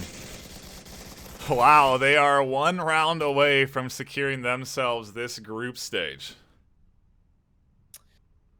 Yes, indeed. Man, Mike Rook, though, coming in and picking up another 2. He's now 8 for the map. The whole team, though, really kind of carrying things out. Manbear the only one, a huge divisor of a number on the board, but, the team's winning, so that's all that matters, right? They've only given up 1 round. They go into defense on this next one. Oh, they go into offense on this next one, so even if it fails, they have more chances, but things become tighter after this. Ember on a do-or-die situation. We've seen so many of those on this channel today, NightFiree. Whether it be at the hands of Silent Purge or whether it be at the hands of Rome. Do or die for Ember every single round from this point forward. They need to get this round on defense, then they need to come back with a cap. That's all there is to it. That's their way to win here in this Group B Challenger Cup. Let's take a look. I want to look. Been moving through these pretty quick. Have we had 4-3 round 1, 4-3, 4-3 round 3? Wow, we've had... Interesting. We've managed to cruise through this entire tournament pretty well with each round having the maximum amount of rounds played. It's a little just stat for us casters. We're actually boogieing through these groups too. We're only about 4 hours in. Well, that's why that's why I was kind of looking, because I was thinking maybe we just haven't had any fully length maps, No, Downfall took a while. Our first round actually did take a while. Over. That's true. But we've also had 4-3s every single round, so we've gone the distance every time, and it's interesting. Yep. Moving so fast. I think that's probably an indicator just how fast all these rounds are being played across this group stage. There's not very many long-winded maps right now. No, and there have also been very few tech delays. The ones that we did have seem to have happened early on. So overall, it's been going pretty smoothly today. 16 teams, 15, I think, ended up being the number because we had a last-minute dropout with Loyal Dogs. But otherwise it's been a pretty smoothly oiled machine here. Rome trying to get their way up into the bazaar now. They've made good headway. There are western buildings just outside the main courtyard, but Ember not going to give this one away. They know this is it. This is all they've got right here from here forward. They've got to take it to try and dethrone Rome. It is all on the line right now. This is the end of their season staring them in the face.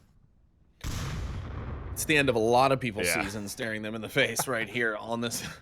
I mean, right now, everyone but these two, but if Ember wins, then it becomes a different ball game of tiebreakers, depending on if Silent Purge loses to Blaze and all sorts of other situations come into play. So Hailfire is in the middle of this Ember, of this Rome offense. Yeah, but we've seen this before from them, and he's gonna if someone's gonna do that, he's got to hit his shots the first time. He can't, he can't pop out, say hello, and then, only rattle the cage. And William Dunce is going to end up seeing him more than likely as he goes to peek for the backside of William. Oh, or not. He will escape with his live.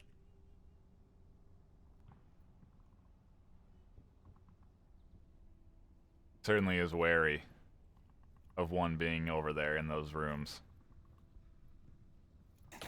Oh no, and he commits to the cross at the worst time. Hailfire able to grab a clutch pick onto Rome, and Ember looking good. 5v3. Yeah, it is. They've still got 4 minutes left. Rome's got a lot of time to work with, and we've seen what they can do with in the first couple of minutes. So I'm assuming that if you can give them that same couple of minutes on the backside of the round, they can execute just as well. It's going to probably end up coming down to the push between Manbear and Lorena, how coordinated that is. Lorena probably needs to come around the backside of Lightshaper with his trusty shotgun that he is not using on Marsoc, but he did just, I believe, hear the call outs from Light Shaper as he's giving Man Bear Pig the hand signals. And a frag is now coming out. It's going to pop off the wall. That's a flash. Here comes the rush. It might be too late. He's checking the wrong corner. He does get the peek. Switch misses his shots, and he lives to fight another day. Rome take down one member of Ember. Wow. I mean, I don't even think if he had a shotty there.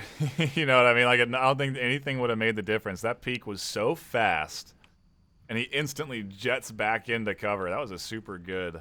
Oh, Hailfire's managing to position himself behind the enemy front again. Whoa. So even if he only manages to find one of these guys, he's gonna have taken down, I believe that would be his third in the round. Lorena now backing out a little bit off the northern alley. I think Hailfire hears this. It's a great strat, and it's also ultra risky. If Ember lose control of objective here, It could happen fast. that's a really bad spot to be.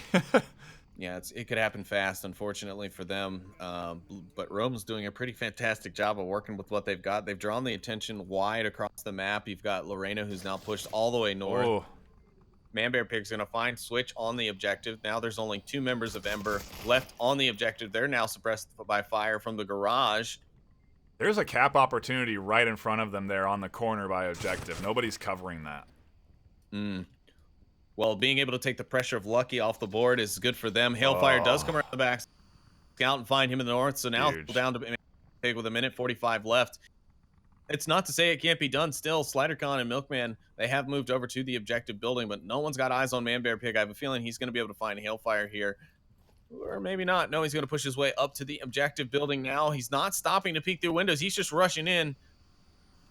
Luckily for him, SliderCon is not inside. He's outside. Bookman's watching the wrong angle. SliderCon and might drop in. he's making too much noise. Nope, he's making too much noise. Man Bear Pig's heard it, but he'll turn away at the wrong time, and Ember will find the kill. Holding on to this last round. It's 3-2 here on Bazaar. Wow, Hailfire ultimately coming in clutch there. To grab Lorena Scout was so huge because their defense, there was just a massive gap in coverage there. They had nobody watching the other side of the wall by objective. All Lorena had to do for the entire time he was over on this north side was push into this little alleyway and then crawl up to the corner of the objective and punch in the code. Nobody had eyes that would have seen that, and Ember did a good job defending, and Hailfire with the clutch kill saved that round, and they're still in it. They sure can. Now it's their turn to attack this objective, and we'll see. They could get a quick spawn. Things could go right. They've gotten some pretty stonesy caps earlier today, so I wouldn't put it past them to be able to pull one out on this objective, especially because we have seen some really blitzkrieg attacks work out on this objective in the league before. So it's definitely not to say it can't happen. They could play it slow and get the win that way as well. So it could really still go any which way but up from here.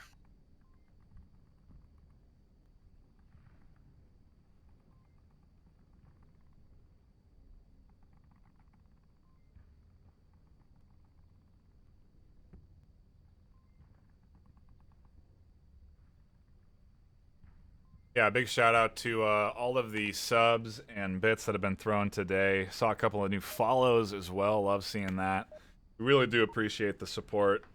Anything you do donate to the channel goes back towards the VRML and the casters that provide you all of this VRML action. So we do appreciate the support. And big shout out to everybody that's been dropping bits. Yeah, we do appreciate everyone comes out. We've had some real good turnout on the channels today. Upwards of 100 people combined over the channel. I know anyone who watches the VOD back will be like, oh, 100 people, really? But, you know, it's nice to see a consistent number of people. But, yeah, so thanks to everyone who did tune in. Rome now on the defense, and Ember does get the quick spawn. Are they going to go? This is a aggressive defense. Mike up here in Kayat finds himself with an early kill. Yeah, Milkman's going to be very, very attracted to the sound of those noises. Will he rush into his own death? Mike Crook going to be watching that stairwell, I believe, now. Who's going to find it first? Will Milkman be there? He will. Milkman will take down the forward defender, and that'll help open up the door for Ember, but they got to be careful from here. Such a vital pick. If they don't manage to kill that Coyote threat, it just slows up everything you want to do. Makes it so hard to advance anywhere towards objective, and now that they've got him down, it's a little bit easier, but not that easy. Man Bear Pig still has eyes on. He grabbed Light Shaper while he was outside. Tough break from them. Ember still in this thing, though. A 3v4, not an unheard of number to come back with. And they do have one that's pushed up in the east. He's going to have to take down Lorena Scout. But oh, Lorena definitely heard those calls, I think. If he can get across without smokes, that'll be his best bet, because any sort of tip that he's over here is going to perk Lorena up, and this cross will do it anyways.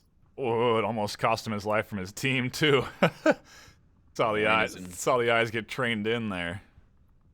Lorena's going to be in one of those positions, too, where he's just got the advantage no matter what, because it's a back check angle. Switch isn't going to be looking. He needs to check to his left because he's just walking out to a laser tripwire here. Oh. He will find one, though, before Lorena comes out to finish him off. So not completely unsuccessful, at least. Smokes are on the objective now. William Dunce has rotated back. Milkman throwing those out. Now he's checking his tablet. He's making sure his remaining team members haven't gone down yet. He's still got Lorena across the street. But I think SliderCon needs to push his way back over towards the objective now. They don't have heavy objective coverage either. It's just really William here on OBJ. Milkman, if he takes him down, I don't know. It's completely open to Ember. Oh my gosh, William does find a huge, huge pickup. If Will goes down, this is it for Rome. Now, Man Bear Pig could rush in time, but he's not going to make it because Lorena Scout's going to see it. He's going to pick up the kill, and Rome, wow, with a 4-2 victory over Ember in Bazaar. They will be our Group B Challenger Cup winners, and will face off against yesterday's winners of Group A, which were the 5 Horsemen later on throughout the week. And the winner of that game will then go on into day 1 or day 2 of the group stage following next weekend. So congratulations to Rome. They really brought it all here today. And congratulations to all of our teams, because we had some of the best gameplay I think we've seen in a championship Challenger Cup series. I mean, we're not even in. This was the group stage. You know what I mean? Like, this is the group stage of the Challenger Cup. This is the open stage. This is the Challenger Cup. Group stage are next week. Yeah, right. Well, it's it's the group stage of the Challenger Cup, and then you have the. We're not even to the. We have this next matchup, the best of 3 between Horsemen and Rome, should be super exciting. I'm looking forward to casting that this week at some point. Hopefully we can get into that before we depart for DreamHack. We'll see when both teams decide to play, but we will be covering that action and delivering that to you here on this channel as well, so make sure you hit the follow button if you haven't already. And I mean, I don't think we could have asked for a more exciting Challenger Cup overall. Just excellent matches all throughout the weekend. Teams putting it all on the line. Great strategies, great coordination, great teamwork, good shots, tons of clips. I mean, it's exactly what you want as a caster. It's awesome. Yeah, it was oh my goodness, it's such a great set of games. It does look like all of our scores have now been entered for round 5. So to make things official, yes, Rome with their 5-0 match score has taken the window. Silent Purge will be second with a 4-1 score line, followed by Ember in 3rd place with Boss Fight and Merc representing the top 5. And then the rest as respectively falling. So congratulations to everyone, because again, such great games. Thank you so much to our viewers. Thank you so much to our followers, our subscribers, anyone who donated Twitch through Twitch bits, cheered, subscribed through our donations on our website. Thank you guys for that. NightFiree and I actually won't be here for the group stages next weekend, so we'll be relying pretty heavily on Noman and some of our other guys to pick up that while we're down in Atlanta for DreamHack. So we wish all those teams the best. We'll be following along from our phones and screens, and we're going to try and see if we can't get things up on screen maybe for folks to enjoy from the event. But anyways, that'll be it for today, I think. So congratulations to Rome with their win on this group, part of the group or Challenger Cup stage. They'll face again the 5 horsemen this week, and we'll come at you next weekend with the group stages of the Onward Season 8 VRML League. Yeah, do not miss it. And if you want to be 100% sure when all this stuff starts, head on over to vrmasterleague.com/onward. All the information you need about all the tournaments, all the brackets, who's playing and when, and on what channels will be right there for you. You can follow us on Twitter, so also see when we're going live. We have Facebook links, Twitch links, everything there. Get involved in the Discord if this is something that you want to do. If you're interested in playing in the league, this is kind of the time where teams are recruiting. Teams have time to train players. A good time to get involved in the league. So head on over to the Discord and wow. Yeah, great stuff. I think you said it all, NightFiree. But of course, again, big shout out to our sponsors, Pro2 VR and VR Cover. They have been with us since pretty much the beginning, and they are, well, pretty much an instant buy for anyone who uses VR. So make sure you go over and check them out. But I'm going to say that's it for us, NightFiree. Yep. We're thanking you all for tuning in. We'll be back next weekend, as we said. And if you're around at the DreamHack event, come by and see NightFiree and I will be down there. But have a great weekend, everybody. We thank you for coming by and watching this awesome Onward action this weekend, and we can't wait to see what the rest of the tournament turns up. Have a great weekend, everybody. Bye-bye.